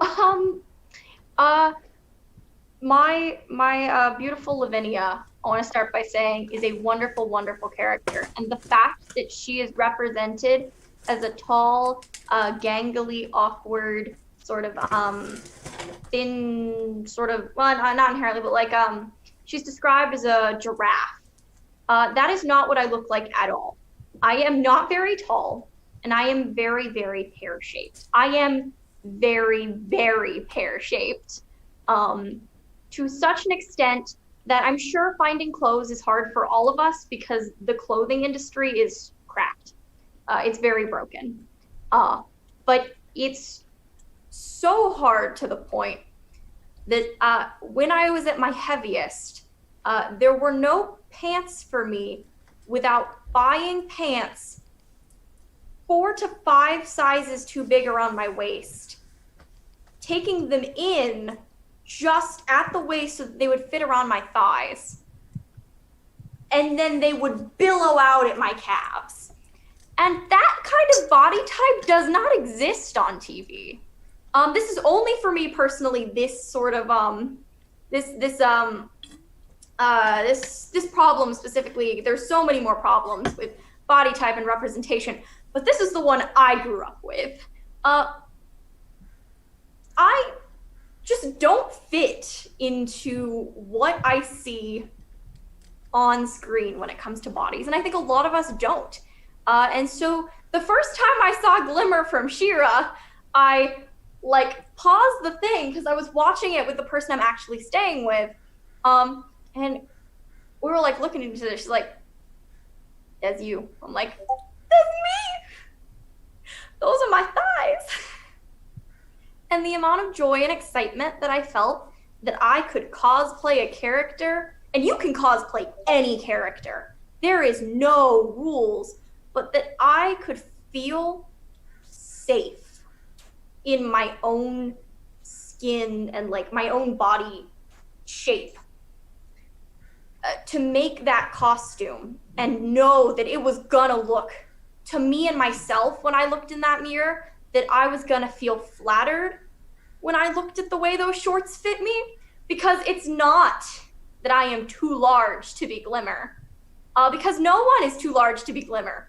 That's just her body type, not large, but pear-shaped. What a pear-shaped icon. Thank you for coming to my TED Talk. I love Glimmer. And anyone, that's too much. Come to my live stream later to talk about why Glimmer is not a bad character and people are just mean.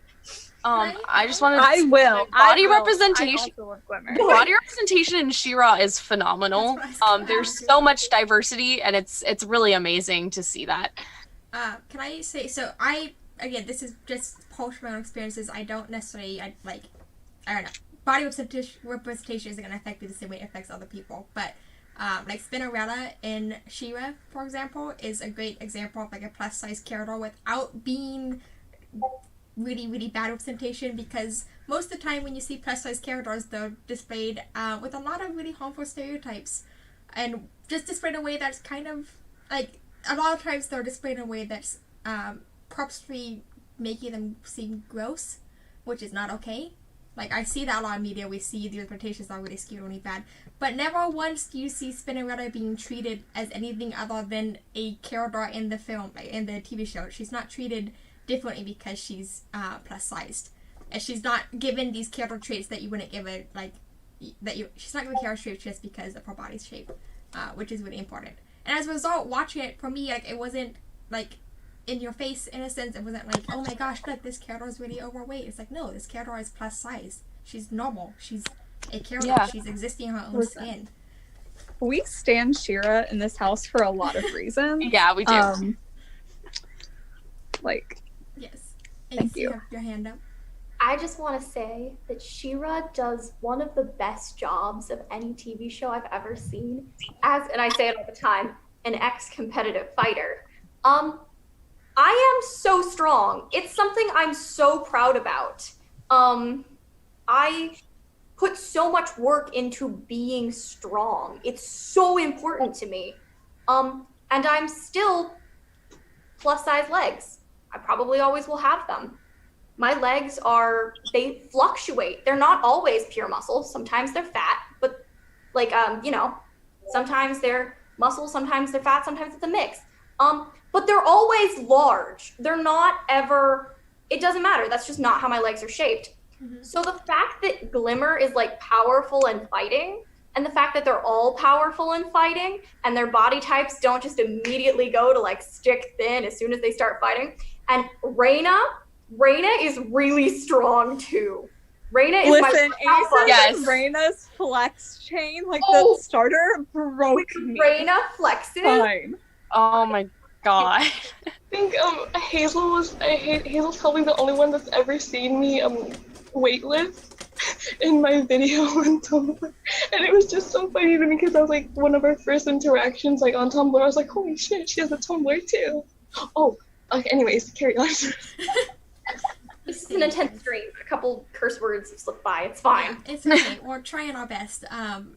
No F-bombs yet. Yeah, While we're still talking about body representation, I want to talk about body representation in Percy Jackson, because most of us are Percy Jackson cosplayers. Because, you know, there's not, like, a whole lot of, like, in Percy Jackson, there's not a whole lot of, like, body type variation, and usually, like, Rick Riordan doesn't really describe people's body types. Sometimes, like, there is Unless like, it's to say that they're buff. Like, the only time he does is, like, describing exactly. Beckendorf as, like, super buff or exactly, something that's like what that. I was gonna say. I was gonna say, like, the exception to that, there are a few, like, instances of, you know, body, type differences, and, so, like, with Clarice, she's, you know, big, buff, and broad-shouldered, and she's really cool. With Beckendorf, he's also really buff, and you know, with Hazel, she's I can't remember exactly how she's described, but she's, you know, she's a little chubby, and she's like that's just a thing that she is, and that doesn't take away from any, you know, part of her. And then also same with Frank, and I had a really big issue with House of Hades over Frank's Blessing of Mars, because Frank is fat, and he's described as being chubby and having a baby face. That's really important. Frank. And I love him so much, and he's such like a teddy bear, and I just want to give him a hug. But like, I was really upset about that. So I guess very mild spoilers for Trials of Apollo. Something I was really happy about, specifically the most recent book. Mild spoilers. But Rick Riordan basically retcons the Blessing of Mars, and so Frank is back to being chubby and back to his previous body type, which I think is really important, because, you know, he recognized that maybe making like the one chubby character in his book series, making his character arc revolve around him getting buff and muscular and no longer fat, was kind of problematic, and not the best thing to do, and so he changed that and made it so that it was similar to, you know, Piper's Aphrodite Blessing, where it went away, and so I think that was really important for that to happen. So I was really happy with that. Can we? Yeah, and I just want to add on. Oh, sorry. No, Go ahead.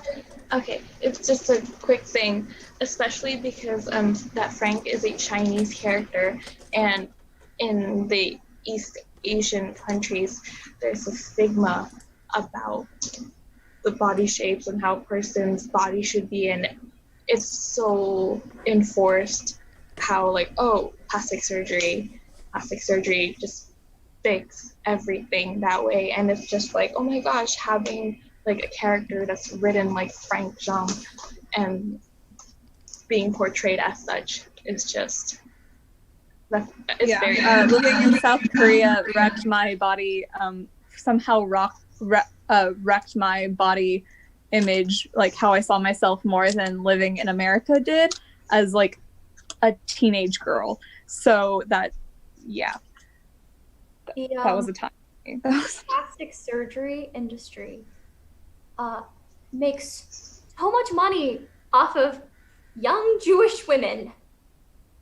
It is almost a rite of passage to get a nose job in some families. And that should be a personal choice, not something led due to the anti-Semitism in the culture around us. I love my nose, and I am no less beautiful. because of it. Yes. And my side profile is fantastic. Hell yeah. Yes. And Yes. I get to love myself. That's not something anybody else ever decided for me. And I just want to add on to what Ace is saying about since we're on the topic of like body shapes, body sizes,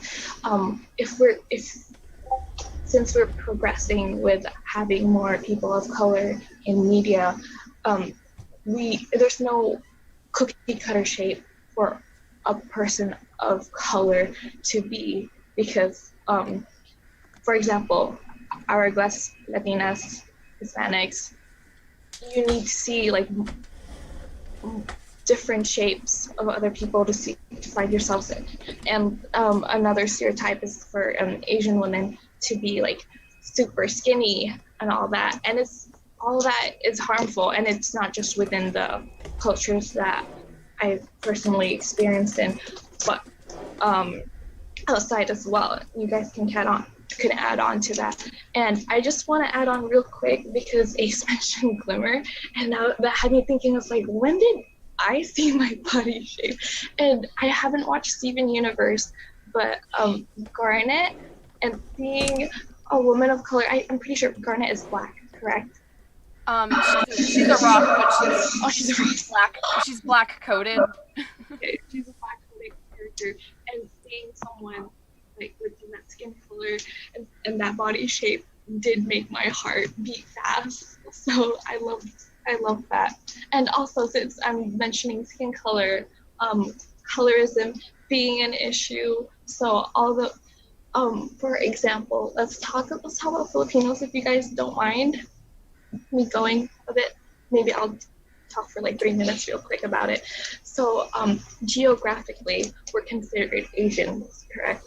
And in the U.S. Census Bureau, we should have our own box. I'm pretty sure we have our own box to check mark as Filipinos, but in other places, like, they would categorize it as like Asian / Pacific Islander, because like Oceania, they're in that region, so they just put it there. But it's so when we were talking about Disney princesses, my friend was telling me, "Oh, you already have your Disney princess. You have Mulan," and I'm like, I have nothing to do with the Northern Eastern Asian culture. Like, no, that doesn't really fit. Yeah. I love her as a character, but no, that doesn't really fit. And that's because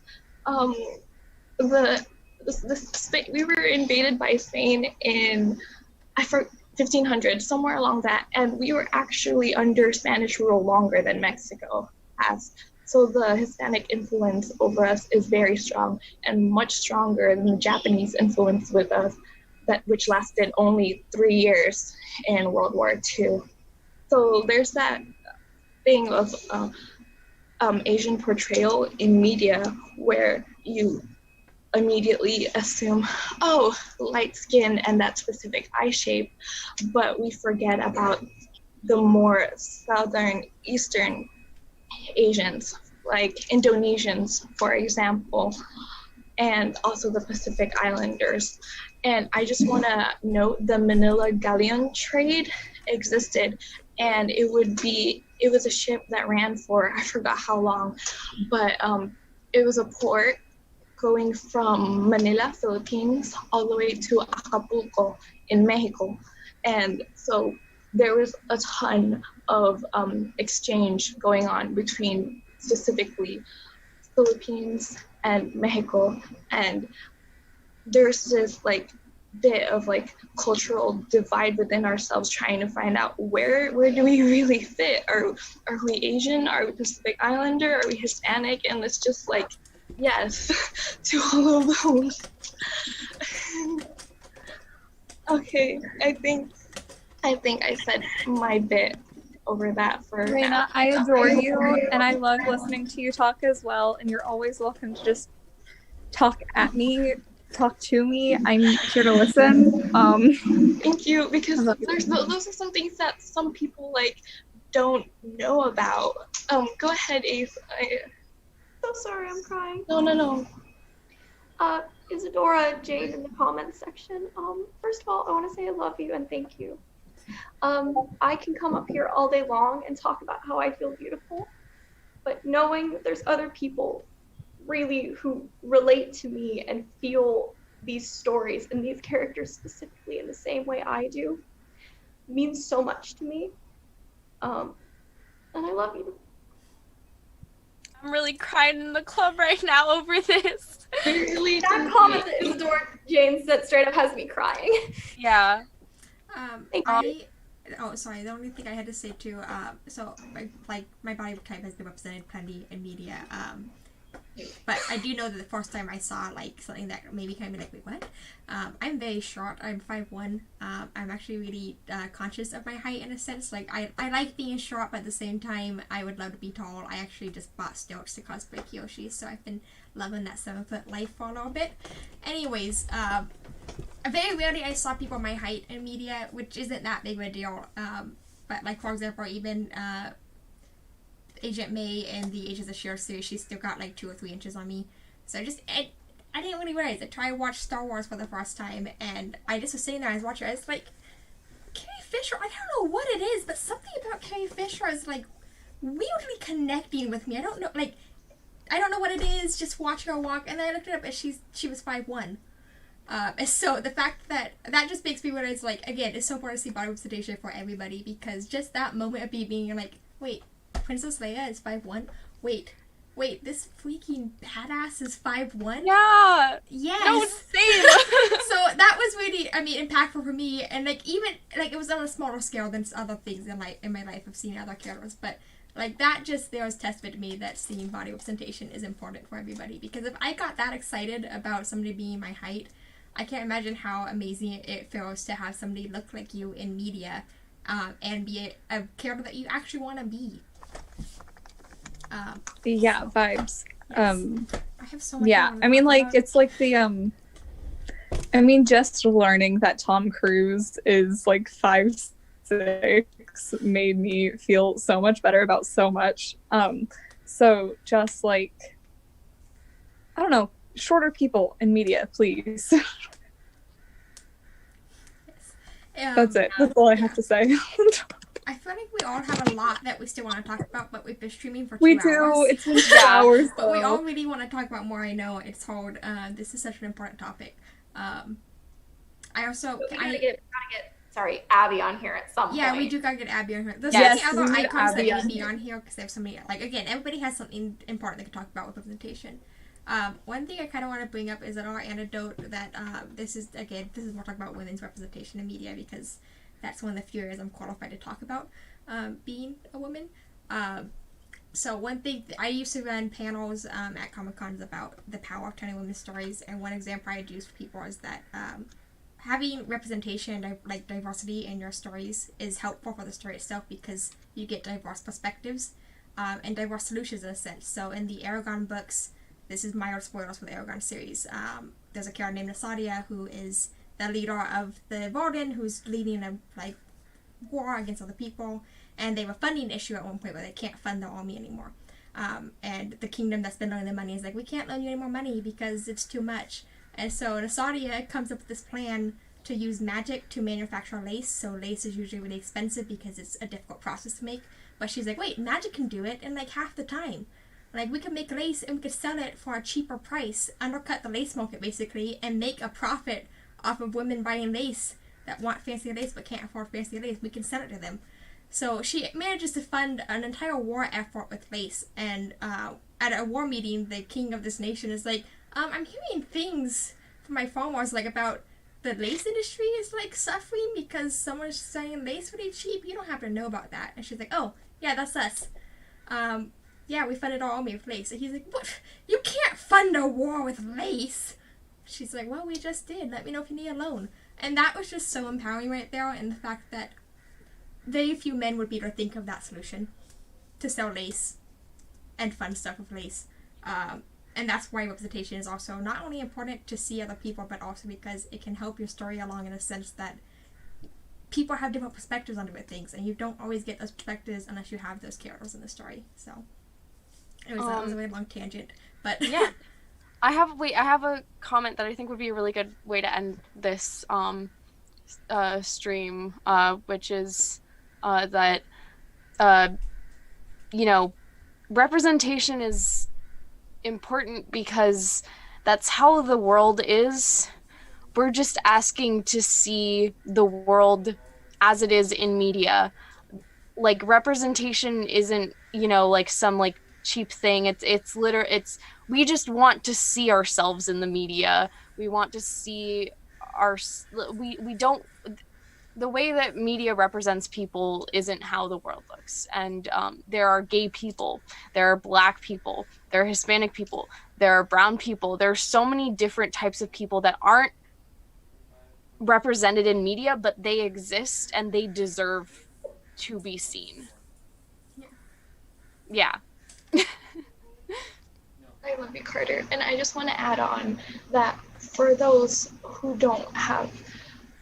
are not located in an area where you see other people, where you don't have the same interaction with different groups of people, your perspective will be limited. And the only way that you'll be retrieving information on them is from media. So if we keep on churning out all these negative stereotypes and only pushing it further, we're making it worse, because by the time that they interact with people that they haven't been interacting with, they already have a set mindset of like, oh, this is how they act. Oh, this is how this is.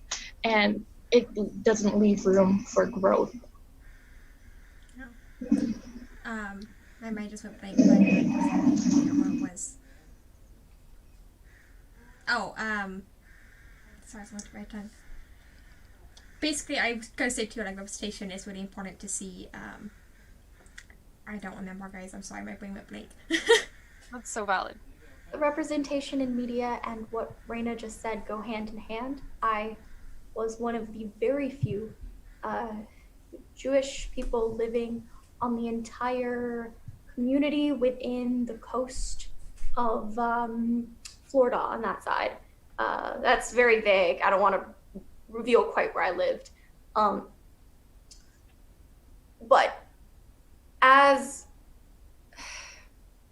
I felt so alone, and the stereotypes and the insults, for somebody like me who passes so very well for what is acceptable within those communities, it was all a lot, and I felt unbeautiful and unaccepted for years because of such a little thing. Such a little thing, it's all sort of perspective. But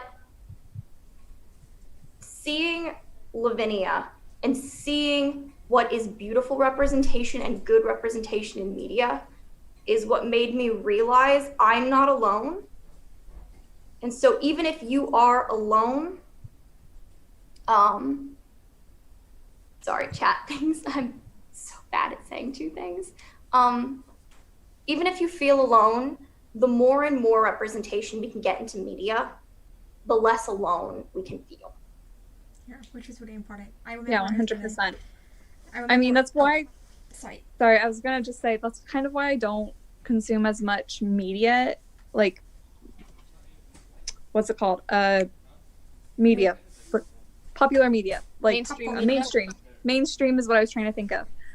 Because I find it really hard to find stories that I want to watch because there's not representation that I relate, like there's nobody that I relate to in the story. Mm-hmm. So instead you'll find me, I'll just read a bunch of fan fiction, because like we've kind of taken and reclaimed these characters and made them our own and like have similar experiences to us. And so that makes me feel less alone. So essentially what I'm saying is I agree with Ace. I was gonna add that I found that my brain stopped going blank. Is a way you can support media in a sense that is inclusive. So I do a lot of like reading up and studying on the film industry and that kind of stuff, and just the back end stuff. I work as an assistant director on the small film level. What you need to do is support media that is representative. So like with Black Panther, part of the reason that we're going to get more Black Panther movies is because the box office did so well. That's just a fact of how the movie industry works, is its box office sales, and that kind of thing. So if there's a movie that's being representative of women, of people of color, of just minority representation, like areas that we don't get enough representation, support those films, support those like franchise in a sense, because it's going to help get more, even if they're slightly not the best representation in a sense. It's a box office success that's going to get you to get more of those movies. An example I've heard before is that you could make 100 terrible, awful superhero movies about male superheroes, and there will still be another superhero movie next fall. You only get one chance most of the time when you're doing theme representation. If Captain Marvel had tanked, I'm sure that Black Widow would not be in production. So supporting media that you want to see more of, even if it's just a step in the right direction, not quite there yet, is helpful to get more media out on mainstream. That's just, yeah. Put your money where your mouth is, even if you only have a quarter. Yeah. Oh, also supporting like indie fans too. Like I know a lot of people got really mad about Falcon, Sam Wilson getting captured and not Bucky. That's problematic in many ways because in the comics, Bucky did get the shield and he passed on it because he wasn't a good fit, but Sam was a good fit, and that's when we got a black Captain America, which was really impactful for a lot of people that read the comics at the time in the black communities. From what I've been told, is that was an impactful representation to see Captain America, like America, being black. And so being against, like, it doesn't matter, like, you should support that kind of stuff too. Like, if Marvel decides to make a movie about Falcon being Captain America, support that movie. Don't go complaining that Bucky should get the shield because we need to support characters. Yeah. Yeah. I'm a Bucky Barnes stan, and I absolutely adore Sam Wilson as Captain America. Same. I 100% agree, and I also have. I have a friend who has, what's his face, the man who plays Bucky Barnes. Sebastian Stan. I'm sorry, I just love him. Huge Sebastian Stan. She's a huge Sebastian Stan, and she has Sebastian Stan as Bucky Barnes literally tattooed on her body, and she still is pro Falcon Cap. Yeah. Well, so just thinly veiled casual racism, but I've got to go off a little bit in a sense because I'm a huge Marvel fan, and I like the character, just the characterization. That's the reason I like. I could talk all day about Marvel and what they've done with Rep and what they've done good, where they've gone bad. I could talk all day. But one of the things too is that Bucky is not. So Bucky is a very inverse character of Cap. He's very different from Captain America. They have very different motivations. They're just very different people. They're friends, and they're great friends. And I stand the Bucky Cap friendship a lot. I like those two characters, but they're very different characters. Whereas Falcon is Sam Wilson is written as a character that's very much a mirror of Captain America. He's got a lot of the same ideals and morals and values as Captain America, and a lot of the same opinions. And so it just makes more sense that he would be better suited to be Captain America than Bucky would be. So, anyways, yes.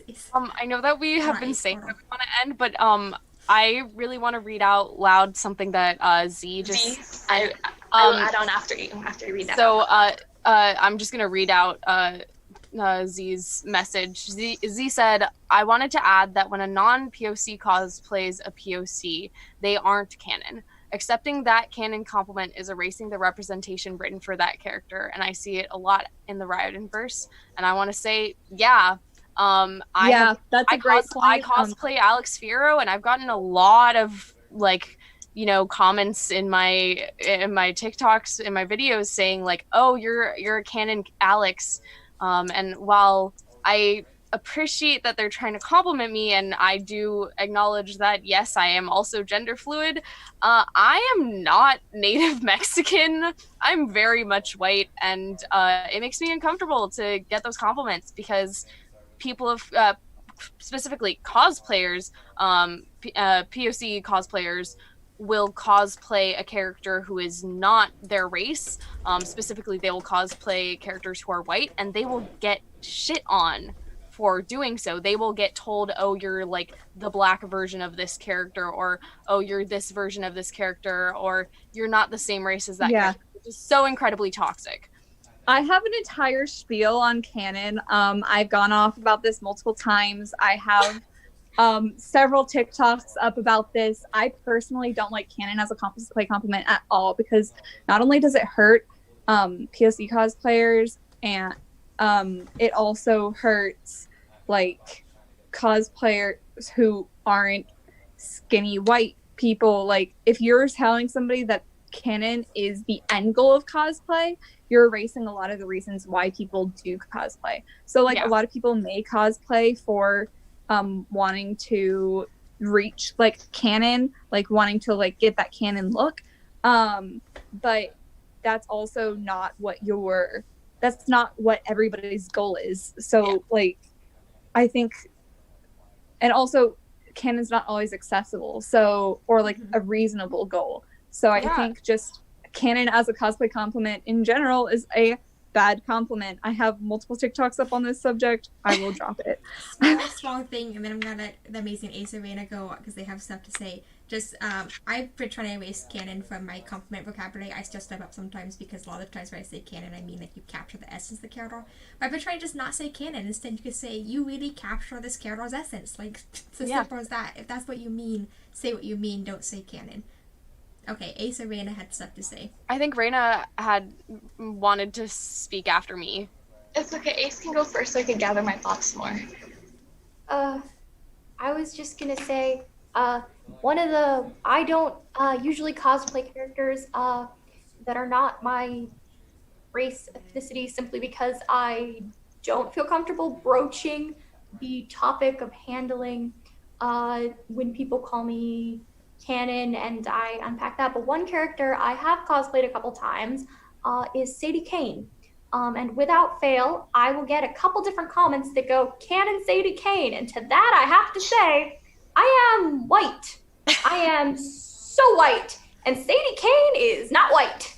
No, not at all. In fact, a huge part of the story is the colorism they experience. That's not even part of my life narrative story. That's not anything I can ever completely represent to you. Oh, Z is joining at the perfect time. Z, you're joining at the perfect time. Hi. Is it okay if before I forget what I'm gonna say? My computer while I was talking in the whole other freaking thing, and I was like, man, I forgot to say something because I was bringing up a point that I always bring up because I have like a whole list of stuff about how we can be inclusive of Black cosplayers. But what's the issues, Chief? Hello, hi. Hi. Ace was just talking about how Sadie Kane isn't white. Oh, can I please elaborate on my point? Can I elaborate on my point that I discussed? Can we get Raina has something to say, and then we'll pass on to Z. Okay. I think it'll go along with what Z is gonna say. I'll go after Z. Oh, okay.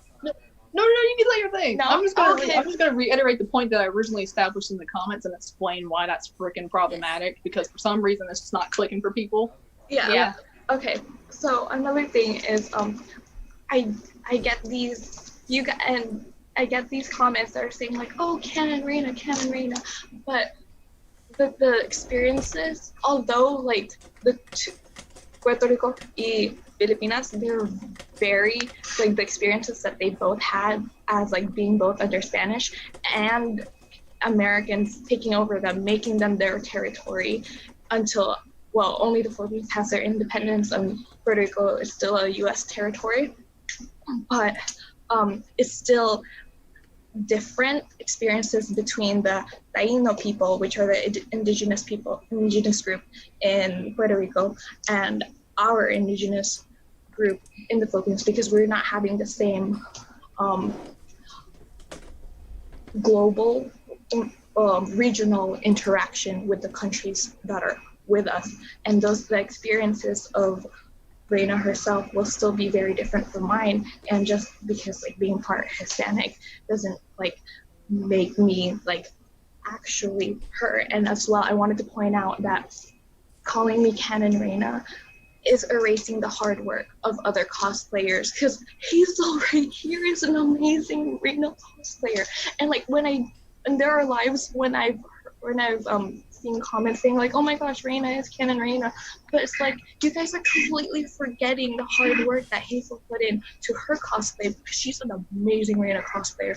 And she, like, the personality of Raina I'm so sorry for butchering her sometimes because I get too much I get in too much of the angst, and I'm like, oh my gosh, she's a fucking independent, like, grown ass woman, you know? She knows her stuff. She's not gonna be like all over Jason and all that. But I have my angst in my head sometimes, and I'm just like, oh my gosh, I would love to make more content. But like, anyways, Hazel like portrays her so well because like she has her own like personal vibes with Reina, and there's so many amazing Reina cosplayers that are also people of color, that are also Hispanic, and there's like amazing white Reina cosplayers like MJ as well.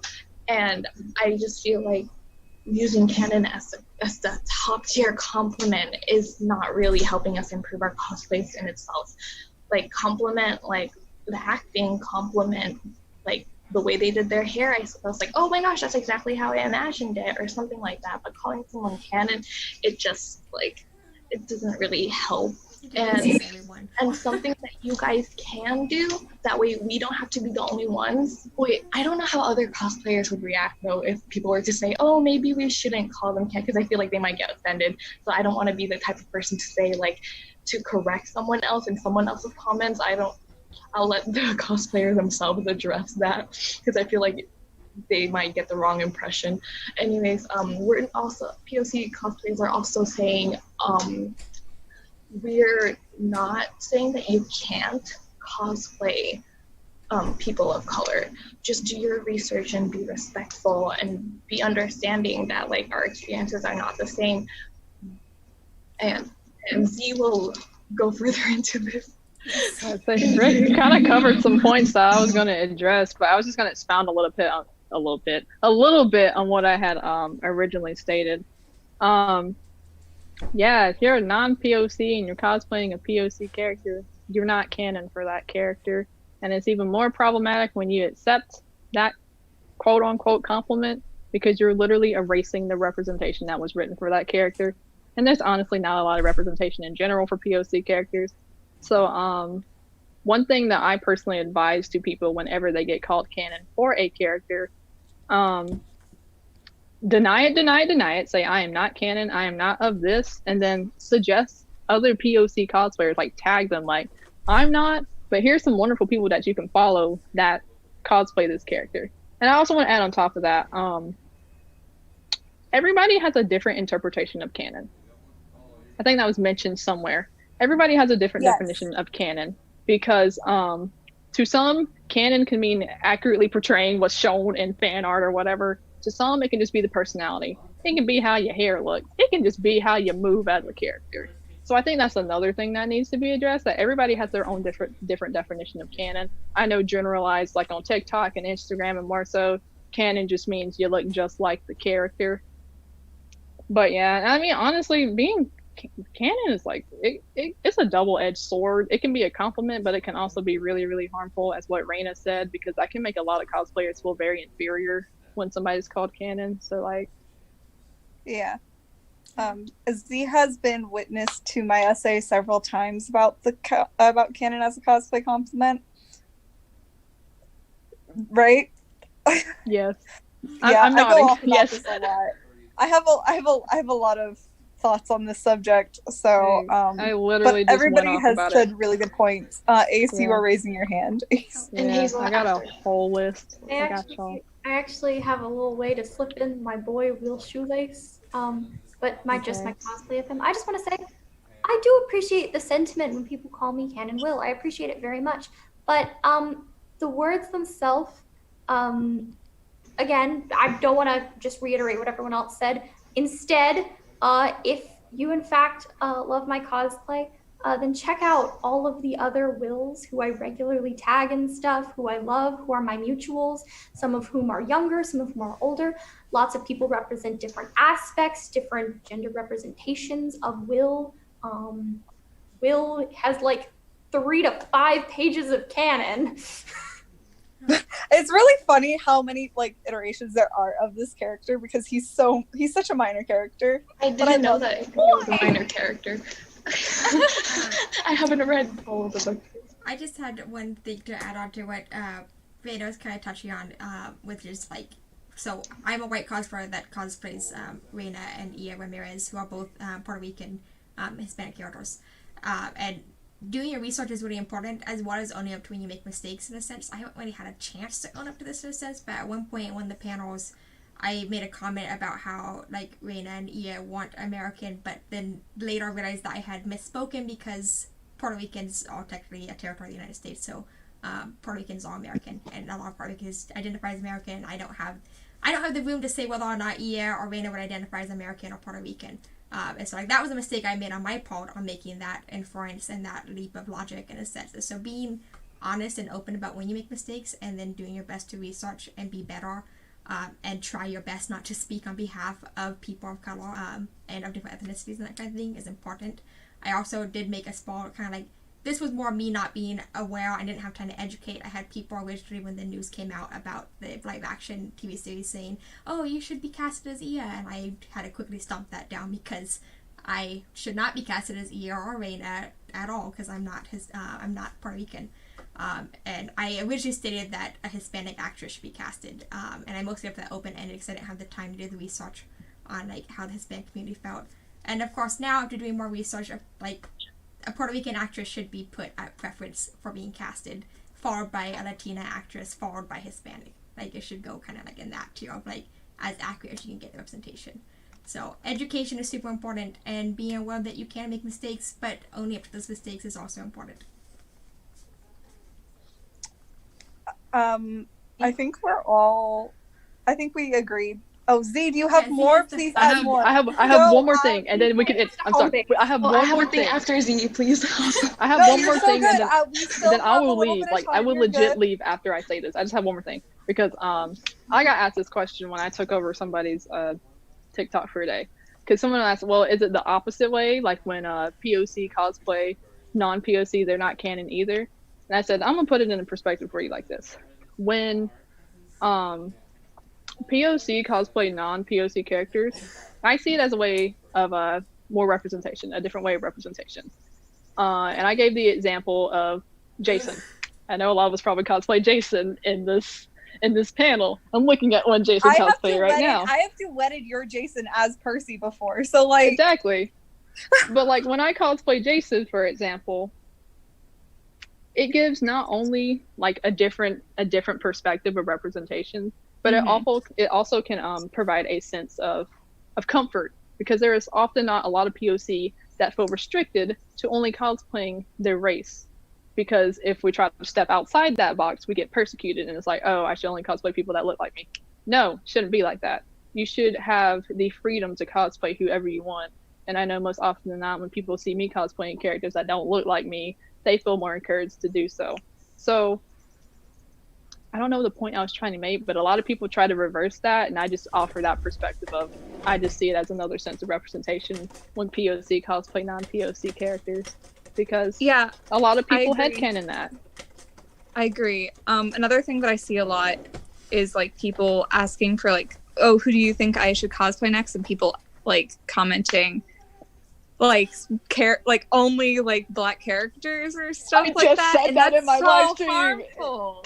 It is so freaking harmful, because that literally puts a constraint that you can only cosplay people that look like you. And the cosplay community always preaches that cosplay's for everyone, but when you do crap like that, no, just no. I literally talk about this. Like, please suggest non-POC characters. Don't always suggest black. I don't mean to, like, yell over you. I'm sorry. I'm really passionate right now. Don't always suggest black people and characters for black cosplayers to cosplay. That does so much more harm than good, because, like I mentioned before, it puts us in a box. Like, we can only cosplay people that look like us. It shouldn't be that way. Yeah. I see that happen so much on TikTok. So much. It reminds me of Neon, for example, because they have brought up a point of how, like, for example, when it comes to, like, Percy Jackson groups and stuff, when you ask to be in a group, people automatically assume that you want to be Hazel or Charles, or, you know, the POC characters. Like, maybe I want to be Percy Michael Jackson. Like, come on. Well, I'm saying, if you ever want to be Percy Michael Jackson on Maine, I'll be Annabeth. Yeah, also, I want to be Annabeth too. Dara this before, but you guys can cosplay. Like, if you put a character on your list for panels, I don't, like, again, I will put you on whatever panel you want to be on, kind of thing. Like, Dara talked about possibly cosplaying Annabeth, and I was like, Dara, if you cosplay Annabeth, I will put you on panel as Annabeth so freaking fast. So, I'm actually planning the I love cosplay. Dara this so year. much. Like, please. I literally Yeah, have like an please. entire list So, of characters okay, that so I'm I really hate. I know. I see that that Doing Raina it has for a while. her hand up, but like, do you want to say your thing really quick and then we'll end? Yes, sort of because one. I wrote I'll it go down. ahead and yeet. All right. It's okay.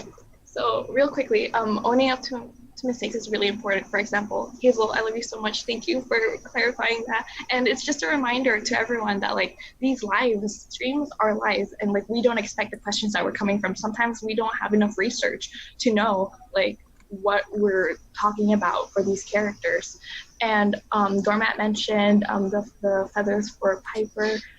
Be respectful, like educate yourself, and even Rick Riordan has his own imperfections, and that comes along with the importance of people within that culture representing themselves, writing about themselves, because it's a whole different perspective and knowledge that you know from like generations that are passed on. Like while you're growing up, it's still different than just like hearing and seeing clips and adding that into a book. And like thank you to all the friends like who have acknowledged that, and like they're like, okay, so we won't do that. And everyone, if you're being corrected by someone that's a person of color or within that culture, please just understand it and then apologize and move forward. Like, don't be offended. Why are you being offended by us correcting you? And to add on, the Blue Thought Bubble added, don't expect someone to educate you about their own culture or identity, like, because You just triggered me. yes, and when you can do your own research, and I'm gonna stop at that. Z, go on. I'm good. No, Like, I'm okay. good. No, Oh, no, I'm good. I'm good. No, I think Hazel wanted to say something. No, I was just agreeing. Like, please do your own thinking research. Google exists for a reason. Take the own initiative. You actually want to learn and get better. Please. Yeah. It is not somebody's responsibility to educate you on your ignorance. Like my Period. own experiences are limited. Yeah. We're gonna try to wrap up the live stream, but just Raina already kind of touched on this. I just thought it was very important because Dora Matthew reminded us. I want to use this platform since we're good thing. Do not use feathers in your Piper cosplay. Ever, never, never allowed, never okay. Please don't. Just stop. It's really bad. And if you are told something is bad, don't argue with the person telling you it's bad of that culture that it's not bad. It's really something to be aware of, especially in the United States. Native American people have been literally slaughtered and killed in the United States. It's bad. It's not good. Listen to them. Don't cosplay Pocahontas. The Native American community has been very vocal about not cosplaying Pocahontas ever because it's a really bad representation. Just be very aware of the fact that there is very few okay representations of Native Americans in media. So it's very unlikely that you just should be really careful about that kind of stuff and not want to perpetrate those stereotypes, because most Native American representations are just straight up stereotypes.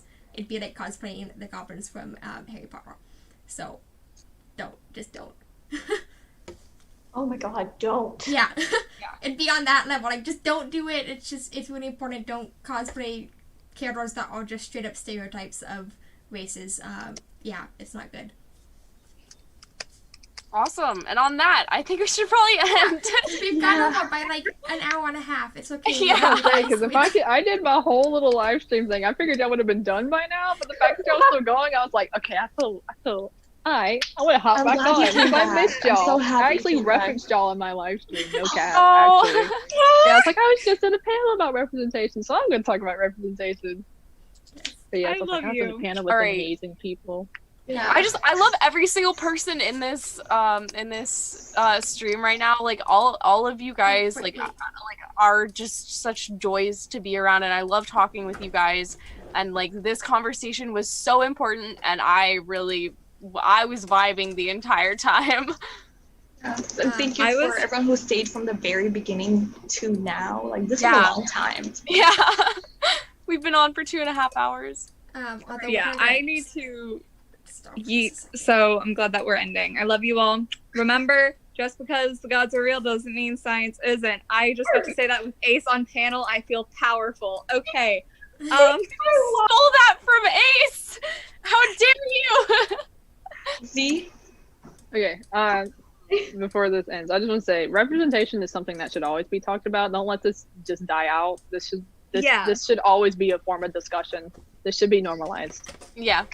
That's all I Yeah, gotta say. and again, I said this in the chat, but if you guys want to talk to me more about this and you're over 13, you're welcome to join the server and talk to me about this. Same with me. I I'm enjoy these kind of always conversations. down to talk about this type of stuff. So you can It's at important. me in the big PGO It's server. yes, Yeah. the link is in the link tree Yes. in the description. But remember, social distancing, take care of yourself, drink water, eat food, sleep, take your meds, wear a mask, all the things. Wash your hands. Wash your hands. I think I got everything. Did I get everything? I think so. Yes, Just take care of yourself. but We you love you forgot guys. that I love you. I forgot that part. So I just need to get a couple of things ready before I hit transfer over to end the live stream. Okay, we're good now. Okay, well, All right. I'm gonna say bye now because I just got everything caught up. All right. I love you guys I love all you. so much. Thank you all Love for you. joining us for the live stream and keep being awesome. I love you.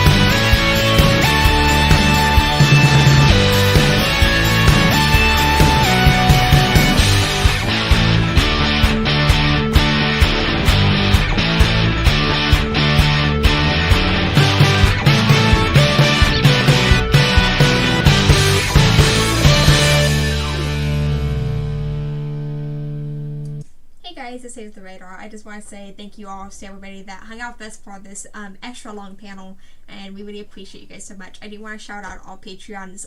Ainsley is an icon and amazing, and we love Ainsley so much, as is Gemma. Gemma is amazing, just freaking awesome. We also really stand Tiffany. Tiffany just, yes, we love your Varsity cosplay so much, Tiff. And Luca, you're also amazing. You're one of our newer Patreons, and we just really appreciate you guys so much. So I just want to do another shout out for our Patreons. So love you guys, and we'll see you tomorrow on the Backstage Live.